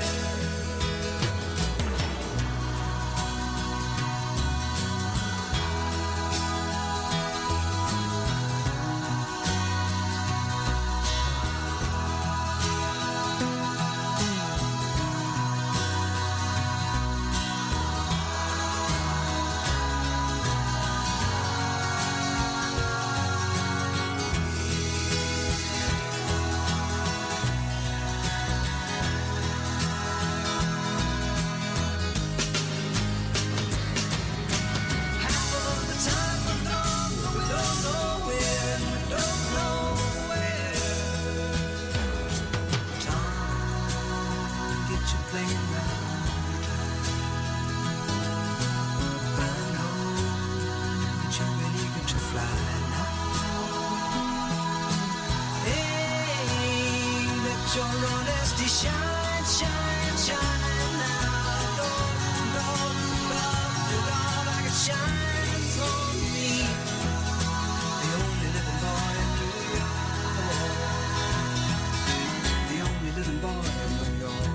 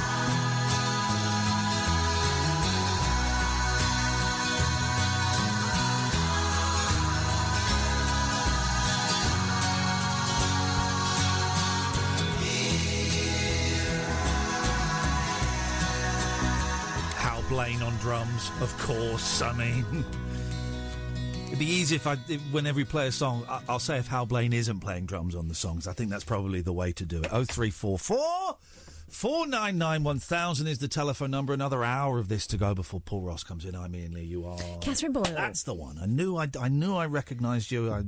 Yes, you're the donkey lady, aren't you? Beg pardon? The donkey lady. Huh? I think you do a report on a television programme about a donkey in a field. Sadie the donkey that was trapped in the field. Yes, thank you for remembering. That was one of my greatest hits. I knew you were the donkey lady. Said hit. Let's go to Junaid. Good evening, Junaid. Hello, Iain. Hello, Junaid. How are you, mate? I'm very well, thank you very much indeed. And how are you? I'm not too good. I do want some advice about anxiety. Okay. I have some terrible anxiety the last 6 months. Okay, what's happened? I'm always feeling down. And I just wanted to know what's the best thing to do. Go and see your doctor. I've seen my doctor, but I'm still feeling the same. Okay, what did your doctor say to you? He gave me some antidepressants. Right. And they're not working. How long have you been taking them for?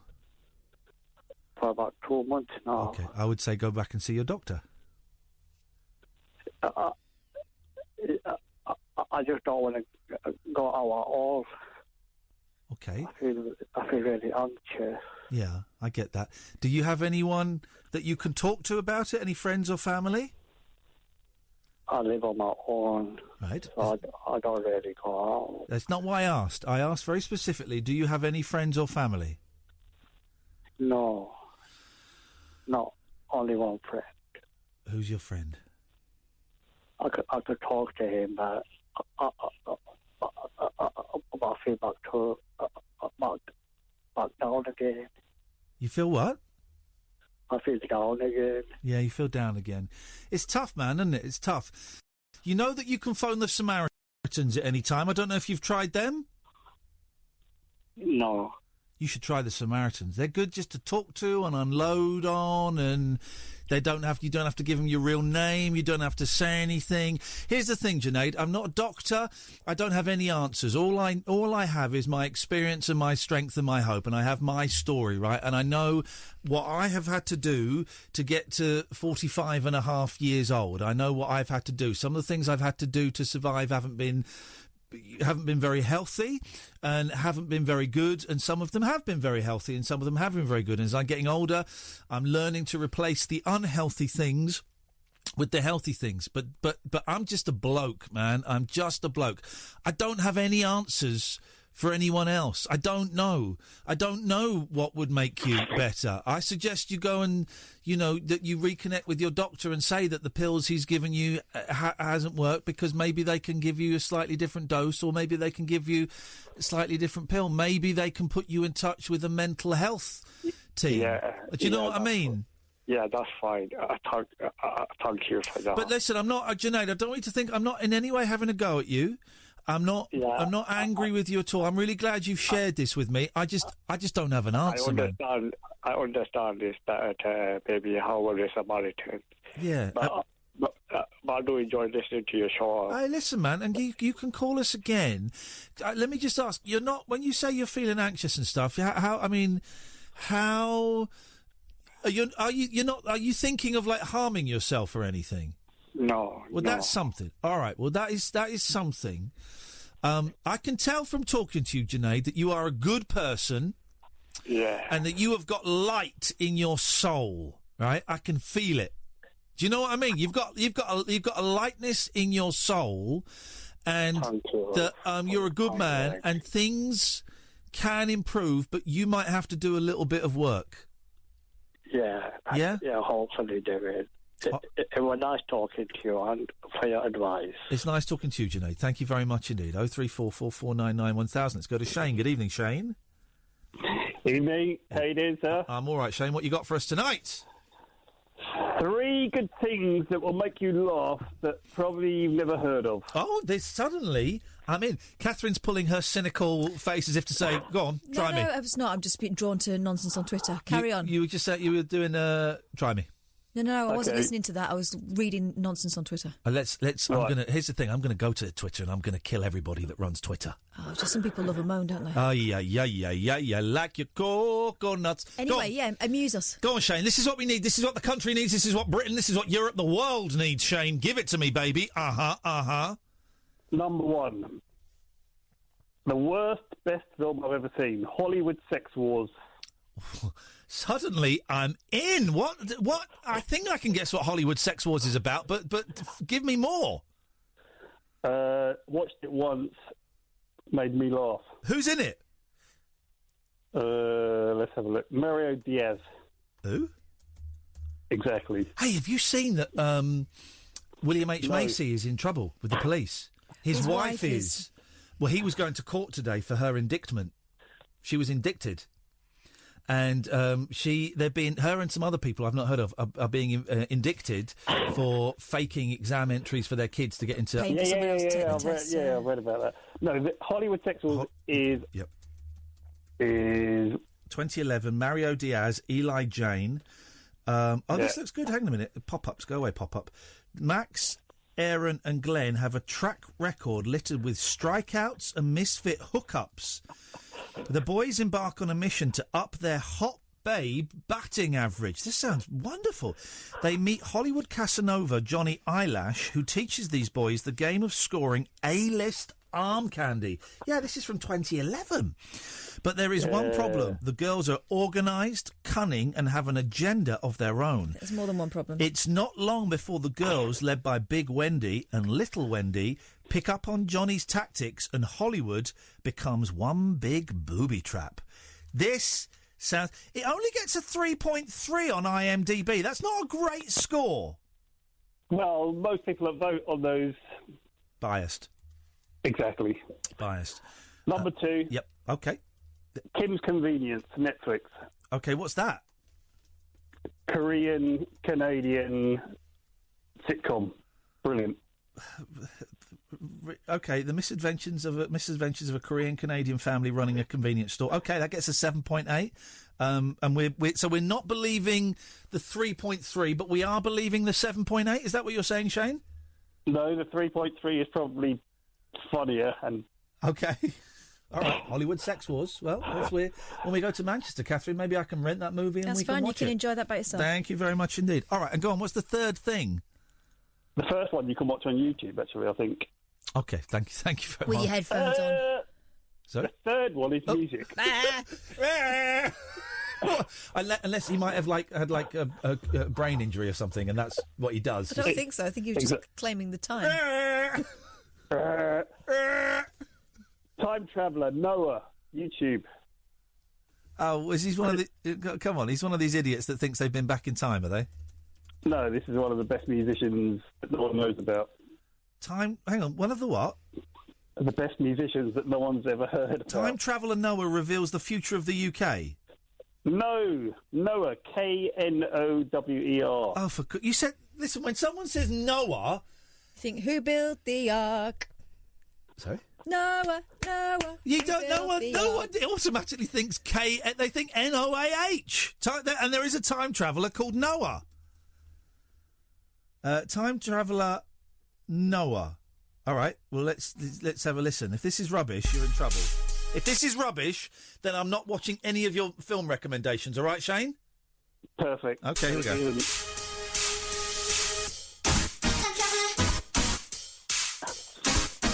Bloody hell. Hang on. There might be something in this.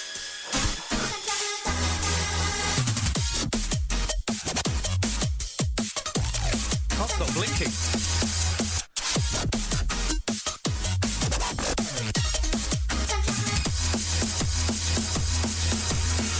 Yeah, I told you. I couldn't wait to see you. What's the truth, though? Yeah, thanks for your call, Shane. I'm not going to watch any of your crappy film recommendations. Man alive! 0344 499 1000. John, Mark, Alan, stay there. Come to you after this. Dead of Night discourse for disco queens, I'm related to Jed Wood and Dolly Parton. dairy farmers, Aye, aye. and distant fathers. Yeah, whatever. The Late Night Alternative with Iain Lee. Doing lots of things that we don't know about, we can't control. On Talk Radio. Yes, great. Some show this evening, huh? We've covered everything from smear tests to what else have we covered? We've covered loads, haven't we? Brexit, we've done Brexit, we sorted that, that's done, that's finished. It's been a weird vibe tonight, but I can dig it. Finding music when it's supposed to be found. Anxiety. Yes. All that stuff. But you can ring about whatever you want. Hey, Bungalow Bill, what did you kill, Bungalow Bill? Hey, you know that song? Yeah. It's a strange album, the White Album. A lot of it's junk. But it's nice. It's good junk because even the Beatles' junk is good. Paul McCartney's junk, which is a song, is not so good. Actually, it's quite nice. But even the Beatles' junk is good, and there is some junk on the White Album. But I'm happy. I'm happy with it. Good. I'm sure they'll be relieved. You know, it's the bloody Beatles' White Album. You know, as Paul McCartney once said. People think it'll be better as a single album, but you know what? It's the bloody Beatles' White Album. The Beatles' bloody White Album. Who cares? But it's not the White Album, though, is it? No, it's not. It's not. It's called The Beatles. Well done. You passed the test. That means we get to speak to John. Good evening, John. Good evening. Can you hear me? No. Well, obviously you can. I'd love to inquire about your well-being, but I know what the standard response is. Yeah, you're going to get a fist up your jacksie. Wowee! Oh, gosh. Sit on that. Well, I've got a slight dilemma. Here we go. Well, it's another bit of a not the happiest of stories, but I value your opinion, so I It's a thought good I'd opinion. ask It's you. the best opinion. Yes. Well, I don't know about best, but it's something. Name someone, John, who's got a better opinion than me. I dare you. Albert Einstein. Okay, well, he's dead, not mate. around. He's dead. Yeah, I And know. also, his theory of relativity has been proven wrong. Next. Well, right. None of my theories have been proven wrong yet. Tell you who'd be great if you could get on the end of the phone. Dr. Ruth Westheimer. Well, I don't know. I wasn't expecting. Well, I should have expected something. The Spanish Inquisition. What? Not with the Spanish Inquisition, but something provocative that I had to make an instant response to. I took my best guess. Your best guess fell flat on its face. You didn't specify they had to be alive for me to say. Listen, we're going round in crazy. Yeah, we're not actually getting to the point here. Hey, have you seen that? Have you seen that new Ricky Gervais programme? Ricky Gervais, I love mainly for the Golden Globes.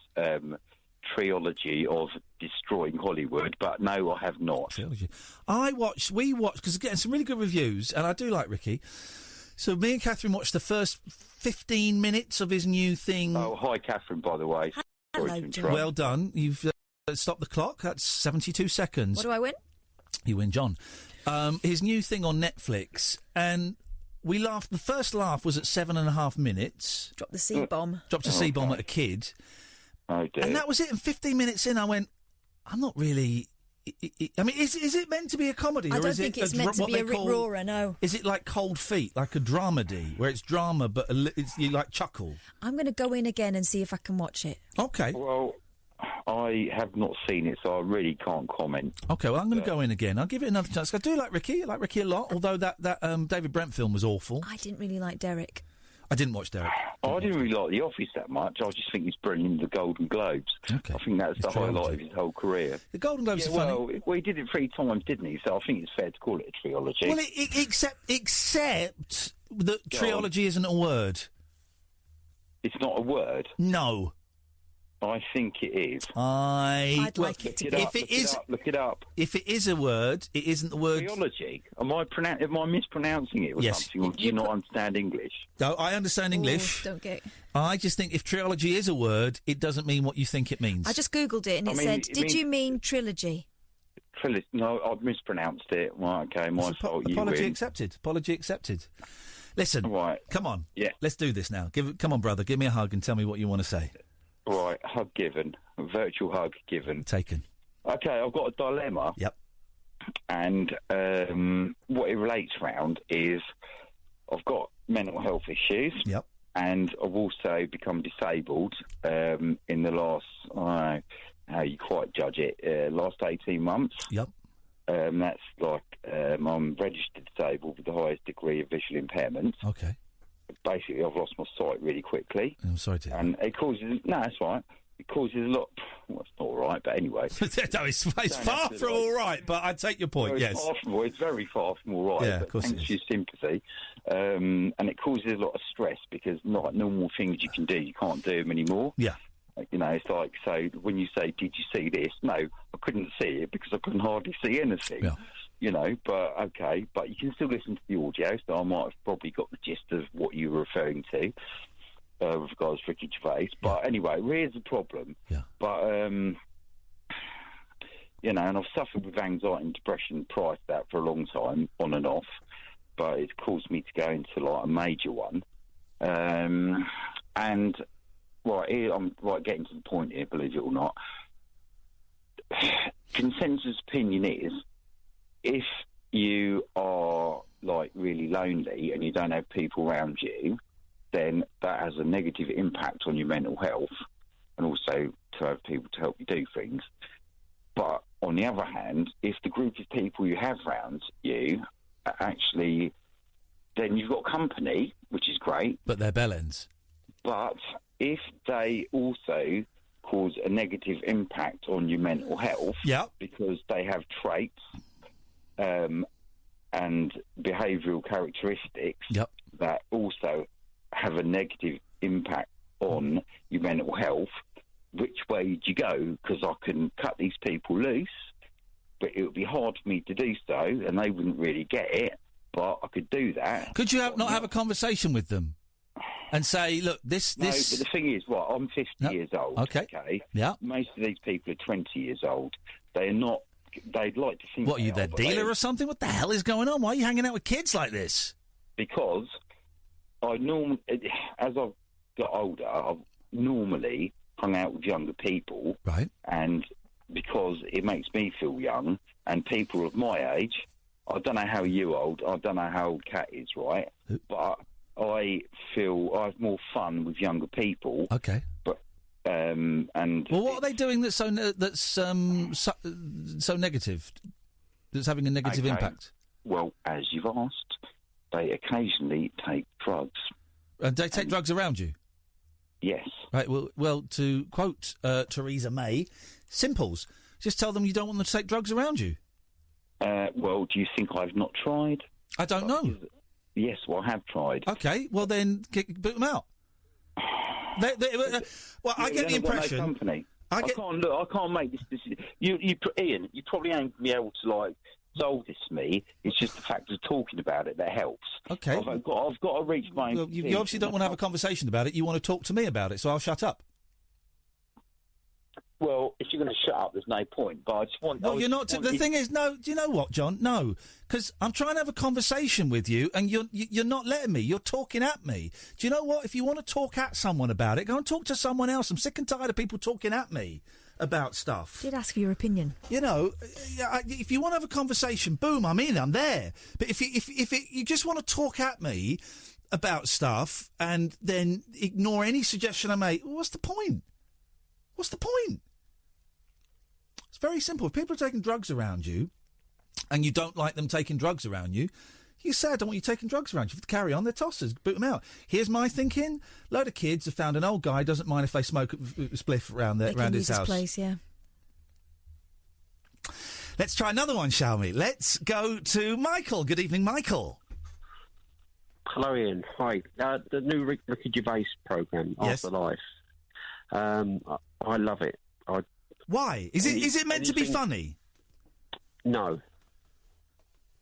Oh, so it's not a comedy? So. I don't think it is. It's like Derek, which has moments of funniness, but... I didn't see Derek. Actually, oh, okay. So, actually, it's quite... Because I know Derek was almost in the 11 o'clock show. I've got the original tape of Derek. And it wasn't done sensitively. Let me say that. It was him doing Vox Pops. Did you think it was going to be a comedy then, this new programme? Well, yeah, I thought it was a comedy. I thought it was meant to be funny. If it's, hey, listen, if it's not a comedy, well then I can go back and look at it with the eyes of someone not expecting a comedy. Me and Kath were sat there expecting a laugh. But if it isn't, and I genuinely don't know. It's not me being cute. If it's not a comedy, okay, fine. If I'll go back and watch it and look at it as a drama, with moments of lightness. Yeah, I don't think it is. Okay, all right. Well, that's cool then. Then I'll check it out again then. Because I want to like it, because I like Ricky, and I do think the last couple of things he's done haven't been great. A couple of his films on Netflix, and that David Brent film was a stinker. So, okay, fine. That explains a lot. Yeah. That explains a lot. Okay. Yeah. Have you watched the whole thing, have you?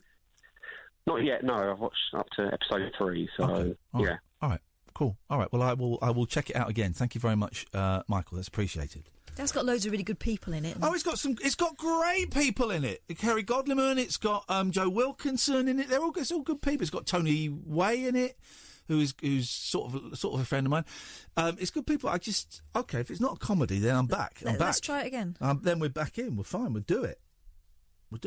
Good. All right, well, that's fine. Let's try. Gosh, so many calls. Let's try Tony. Good evening, Tony.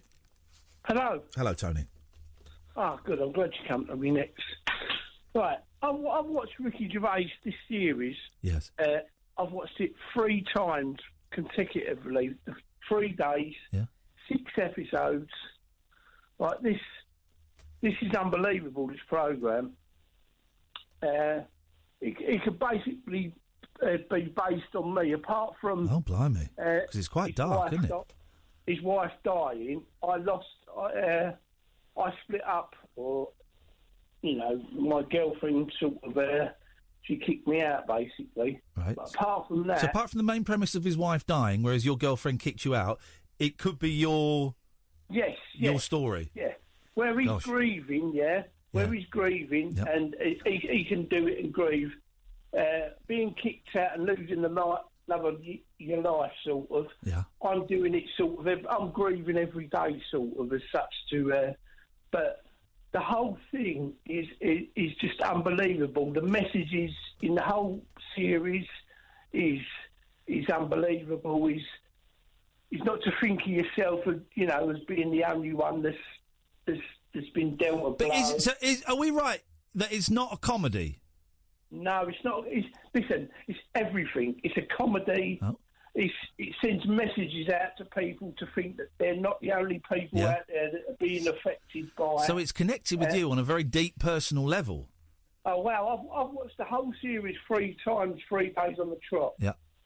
Because it involves him being on his own with his dog, which I am. I live alone with my dog. Yeah. And he's my best friend at the moment. But he goes through all the characters in this programme are just unbelievable. Get cats. No, not a cat. No, I love my dog. No, get cat. Cats are better than dogs. I'm giving you that. That's a free piece of advice. Cats are better than dogs. Trust me. Cats are arrogant. Yeah. The dogs are thick. Yeah, I know. But my little bulldog, he loves me for what I am. Yeah, because he's thick. I know I'm thick. You know what I mean? But please, Ian, watch this programme. All right, I'm going to check it out again then. We're wearing slightly different spectacles then. Because I was expecting a comedy and I hadn't really read anything about it. And you and the last caller telling me that actually it's not a comedy. It's something slightly different. That's really good. It's about life. Yeah. It's about life. 1 minute you're laughing, 1 minute you're crying, and it's like I say. Every time I've watched it, I've laughed, I've cried. Oh, there you go. Well, that's good when you find a bit of art that connects with you and speaks to you directly, isn't it? It's got some nice music in it. Yeah. And it's unbelievable. I guarantee you'll like it. All right. Well, then, Tony, I'm going to go back to it, mate. Thank you. Thank you. And get a cat. 03444991000. Good evening, Alan. Good evening. Good evening, Alan. What can we do for you? I'm basically telling you that I'm just about to hit stadium number 43 out of 92 on our world record fundraising attempt. When you say world record. Well, it's a world record you can only actually achieve in the UK, I guess. But it's still a record, isn't it? I can't hear you very well. It's not the greatest of lines. Yeah, we're out in the deep guts of Peterborough, so the signal's a little bit flaky around here. Okay, so go on. So we're driving around all 92 league football stadiums in the UK, and we're trying to do it in the fastest time that it's ever been done. So what is the fastest time that you have to beat? The fastest time is currently at 74 hours and 20 minutes. Right. So, and what do you have to do? Do you have to go and touch the front door or something? We basically have to take a photograph taken at each one. Obviously, log the time. And has Norris McWhirter to check that you're not a twin? Because that would be a great way. If you had a twin, you could beat the system. You could do it in like 40 hours. That's a horrifying thought. You wouldn't want to tell me, definitely not. No. Okay. All right. Well, what time are you, I'll ask because it's a done thing. What time are you expecting to finish? Well, we're hoping to do it in less than 72 if we can. So obviously we'll take 2.5 hours off the time. Yes. And that leaves us finishing Aston Villa sometime on Thursday during the day. We set off on Monday at 9 minutes to 2. So we're celebrating 92 years of the Round Table organisation, which is a bunch of mental guys who want to raise money for charity and have an awesome social life. Okay, well, I wish you the very best of luck, Alan. Thank you very much for the update on that. Black Magic, is it? Round Table? Yeah. Okay. Let's go to John. Good evening, John. Hello. Just about Afterlife. Oh, yeah. Go on. It's got funny parts in it, but it's not an out-and-out comedy. It sends a lot of messages.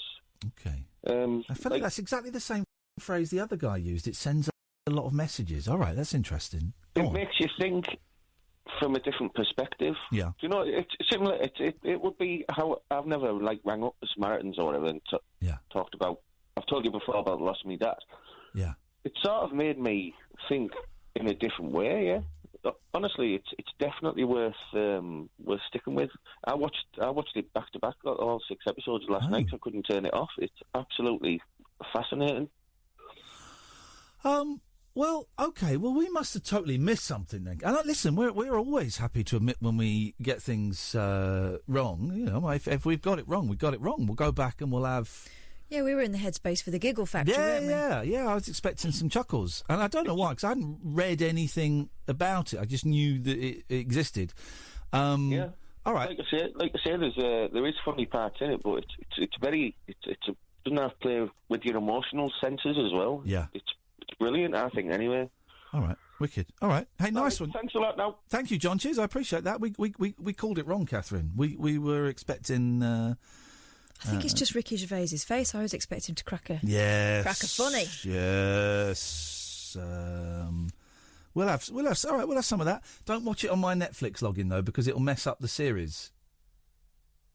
And also, that would be illegal. I don't think it's illegal to give someone your Netflix password. Is it? Oh, really? I don't think it's against it's probably against the T's and C's of Netflix, but I don't think it's illegal. The old bill. It's not like not having a TV licence, which I most definitely do have. It's different. Okay. Anyway, that was a little bit of fun comedy we improvised there. Good evening, Mark. Hey, Ian, how are you? Hello, Mark. What you got? I don't think you've made a rod for your own back as such, but I think you've created a situation for yourself with being so honest in the past. Go on. And I think, I have to admit, I wasn't, no offence, but I wasn't a big fan of you when I saw some TV things that you were on and what have you, but after looking into your story and what you've been through, I've got a lot of respect for how honest you've been. And now I can perhaps understand more about your life. And I think people can relate to you. That you've got to get you should have a lot of respect for that. Yeah, oh yeah, no, totally. Listen, and the stories that people share with us, some incredibly intimate things, it's very humbling. And it's a privilege. It's literally a privilege. But I do wonder sometimes, Mark, if people expect me to be able to do more. Because, here's the thing, right? There was a big story that before Christmas we saved a man's life, right? It was a big story. It wasn't actually quite like that. Of course, the story became something ever so slightly different, and it wasn't quite what they said in the papers. But since then, the number of calls asking for something from us, and I'm being deliberately vague, have kind of gone up. And I wonder if people are thinking, well, hey, he's the guy that saved that guy's life. Maybe he can fix it for me, And probably, like I say, people can relate to you. I mean, on a really small scale, I've had it. When I started talking about my my story, like on my social media, I've had people reaching out to me that I've known that you'd never know have had problems, and they come to me and talk to you.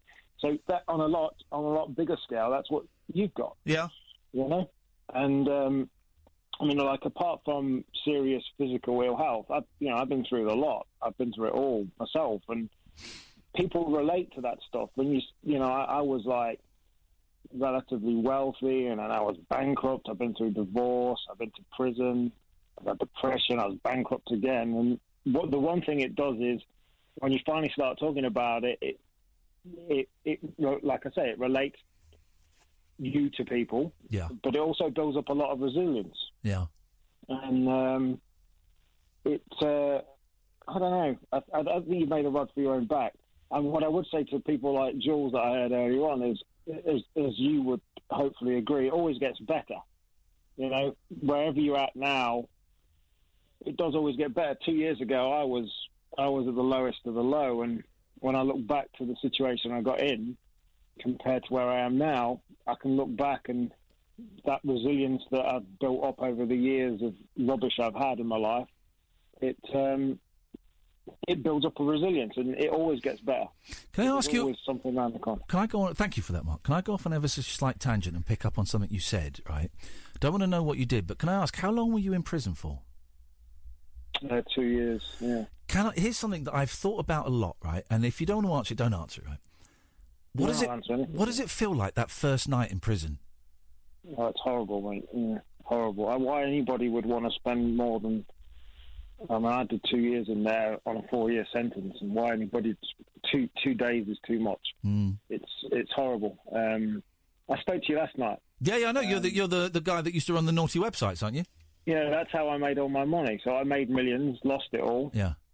Got in debt, and then I had the dumb idea of starting to grow weed. There we go. Yeah. And got caught. And then, you know, when even before that, one of the worst parts of it is if you've never been in trouble before, which I hadn't, being on bail is hard because your whole life's on hold. I was on bail for like 17 months. Wow. And then when you finally go there, your lawyer tells you, look, at the worst case, you're looking to get 2 years, and the judge gave me 4. Flipping it. And four's a very different situation to 2. If you get 2 years, you're out in about 10 months. Yeah. 4, you're in for 2. You don't get any tag or anything like that. It's horrible. The first night, well, they hadn't got any room at the inn when I first got sentenced. I was in the police cell overnight, and then they said, I'm in Leicestershire, and they said, we're taking you to Doncaster. So that's a frightening place. Doncaster prison, horrible place. I was lucky after 3 months that I got to an open prison status. But yeah, it's horrible. I mean, I did 20 months in one prison, and I saw people coming back. I saw one guy come back 4 times in that 20 months. Blimey. But again, it's all related to the quality of life you've got on the outside. Yeah, I've got a family around me. I've got 2 kids, 2 young kids at the time, and that's the direct measure. Some people there preferred to be in because they were warm and they got a social group around them and people to speak to. And when you see people being released on the day of release and they've actually got nowhere to go to, you can perhaps understand why people would think... And that doesn't mean prison's easy at all. It's not. Oh, no, I've never bought the prison is like Butlins. I never bought that nonsense. No, it's horrible. And you know, people... Like, you know, I was a cleaner in there, so I earned £8 a week. That whole £8 a week got used up on phone calls, you know? The system charges you 10p a minute, 60p a minute when you call a mobile phone. Mark, you're so naive. You're meant to smuggle a phone in up your bum hole. Don't you? Everyone knows that, don't they? But you see, that's the thing that people don't get. Like, if you're in an open prison... and you get caught with anything like that, like I got in trouble with other prisoners for saying the amount of drugs in the prison was ridiculous. Yeah, I could walk down the landing of my wing, and you could get high pretty much from walking down the landing alone. And the irony is, because of what I was in for, you would think that's a ridiculous thing to say, but you get drug tested, and then in an open prison you're allowed out after you've finished half of your served time, you're allowed to go on home visits and day leaves and what have you. So if you get caught with anything like that, you're going to get all that took off you, and you're going to go back to a closed prison. It's horrible. And yeah, I mean, that's 10 years ago now. So it's in the past. But it still stays with me. You know, there's certain times you'll catch yourself it doesn't matter how crappy life is or has been in the last 10 years up and down. You still catch yourself. I still catch myself being grateful to at least have my freedom to go and walk out my front door and go and walk the dogs. Dogs are better than cats, by the way. Get right. The guy's an idiot. Cutting this guy off. Doesn't know what he's talking about. Thank you, Mark.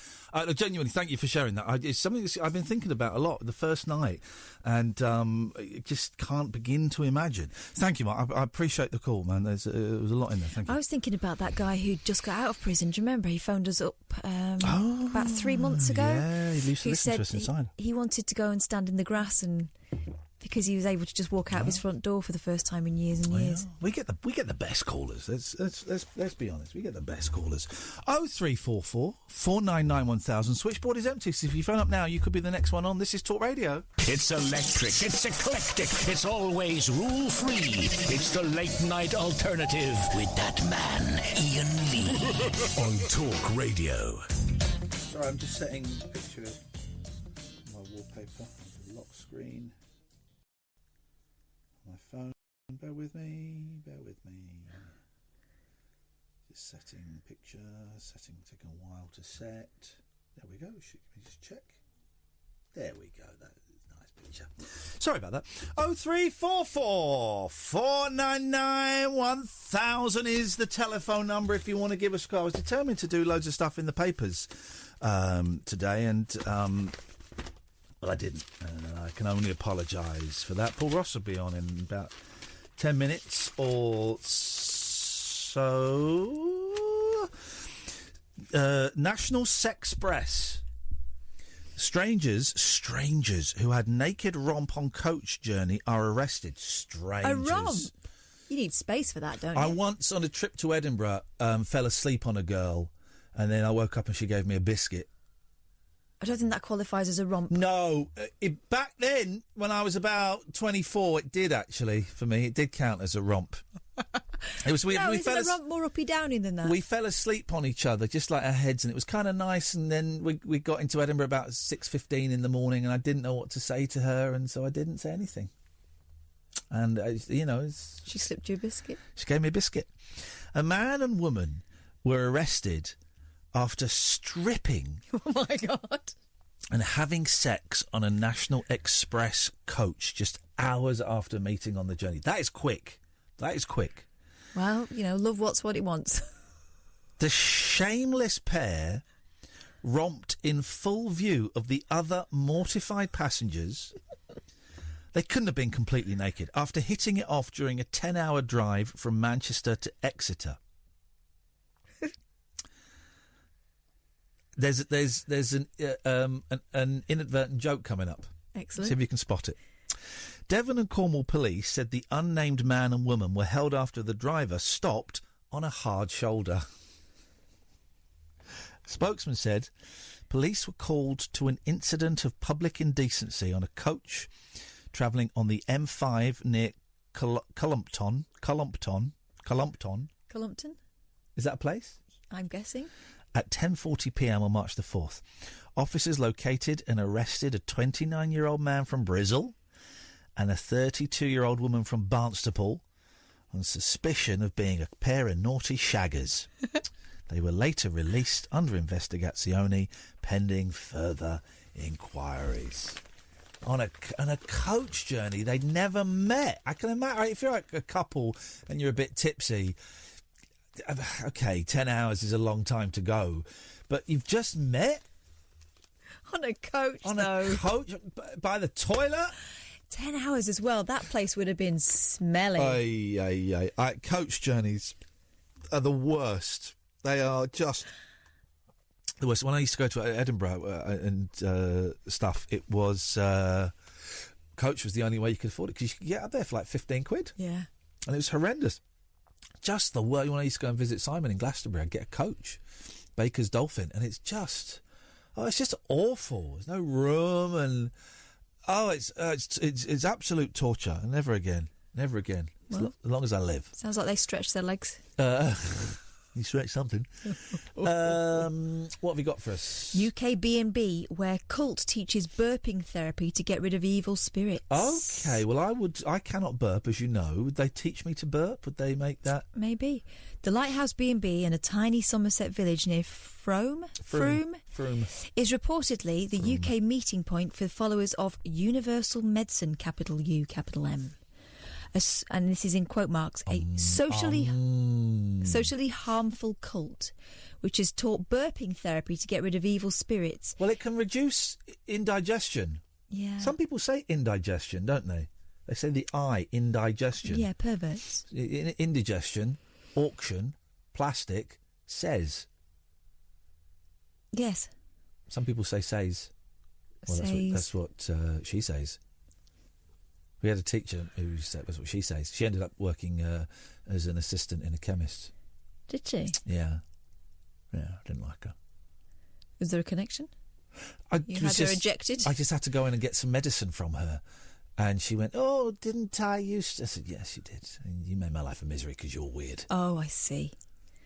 Anyway. She would say says. Right. Well, that's what you says.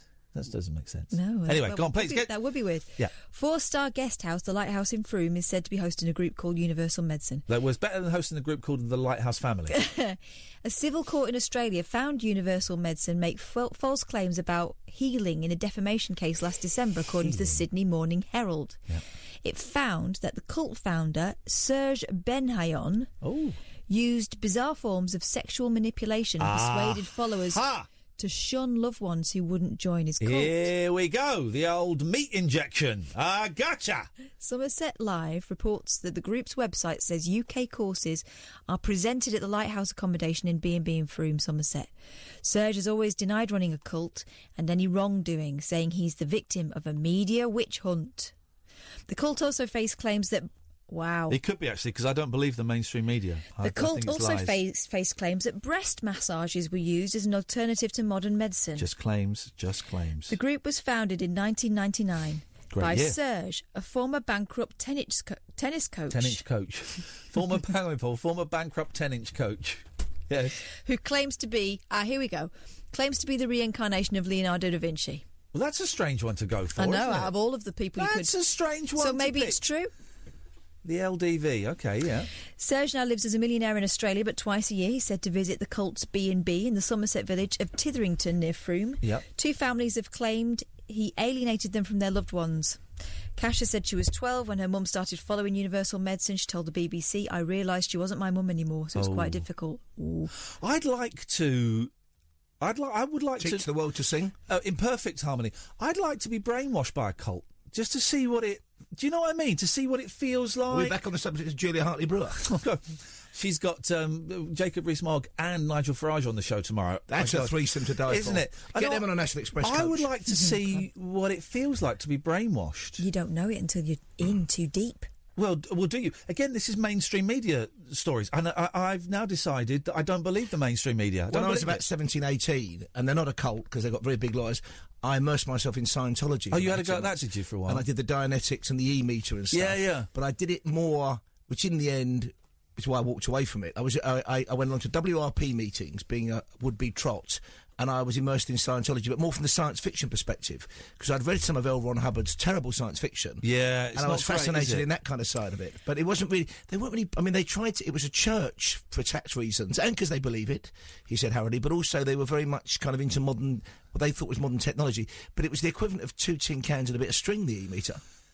Is that the thing where you just hold it? And yeah. And it's find out who you are and are you clear? Are you a Thetan? Are you a clear Thetan? A whole religion just based on a crazy made-up book. Just imagine, that's insane, isn't it? They're based up in Tottenham Court Road, aren't they? They have an office in Tottenham Court Road, which is where they do interestingly, they've got stuff. a massive place I filmed at years later in East Grinstead. Okay, which is a bit of a hotbed for cults, and not that Scientology's a cult. I love it because I ain't saying nothing. They know where I live. You dig your own hole. Find out who you are. But it's a massive place, and it's a proper kind of summer camp, and they've got big buildings there. So interesting. Yeah. Let's see if we can get you along there. I'm still connected. I would love I'm to a have made a go. guy. I'd love to have a go at being brainwashed. I think I could beat it. Although I'm hypnotised very easily. Get hypnotised very, very easily. Anyway, Paul, what's on your show this evening, please? Well, you gave me a moment out there. Yeah? Because I used to cover town council meetings in Clumpton in Devon. Oh, so they really? place it down there. It's in mid-Devon on the Colne Valley. And I remember one story I wrote was when a lot of rather cheeky teenagers from the biggest town in mid-Devon, Tiverton, there was a Radio 1 back in the early 80s. Radio 1 kind of, who lives in the most boring town in Britain? And these Tiverton teenagers, cheeky monkeys, mobilised themselves and they wrote in volume, in mass, made up all kinds of names, went round the churchyard. I made 8 quid from selling the story to the Daily Express. And they got Tiverton voted the most boring town in the UK to be a teenager. Yeah. The story we wrote the next week, though, was for the Clumpton edition of our paper, Clumpton - less boring than Tiverton. There you go. 8 quid, well spent. That was a night out in Exeter back in the day. Well done. Yes. You got 30 seconds. We've got a wonderful story about a couple who ran a big potato farm and still do up beyond Dundee. Yeah. They got fed up with supermarkets sending back wonky potatoes. What? And they said, why were you worried about wonky potatoes? They're chipped up. No, we don't want your wonky potatoes. They've now started an award-winning vodka business, and you can tour the distillery. So from wonky potatoes to vodka. There you go. You see, that's I like a wonky potato. That is it. I'm sure there won't be just 4 hours of that. I'm sure there's going to be a whole lot more. It'll feel a lot longer. We will be back tonight at 10. Thank you, Katherine. Thank you, Amy. This is Talk Radio. Talk Radio. 24-hour radio debate and entertainment. Talk Radio. We'll get you talking.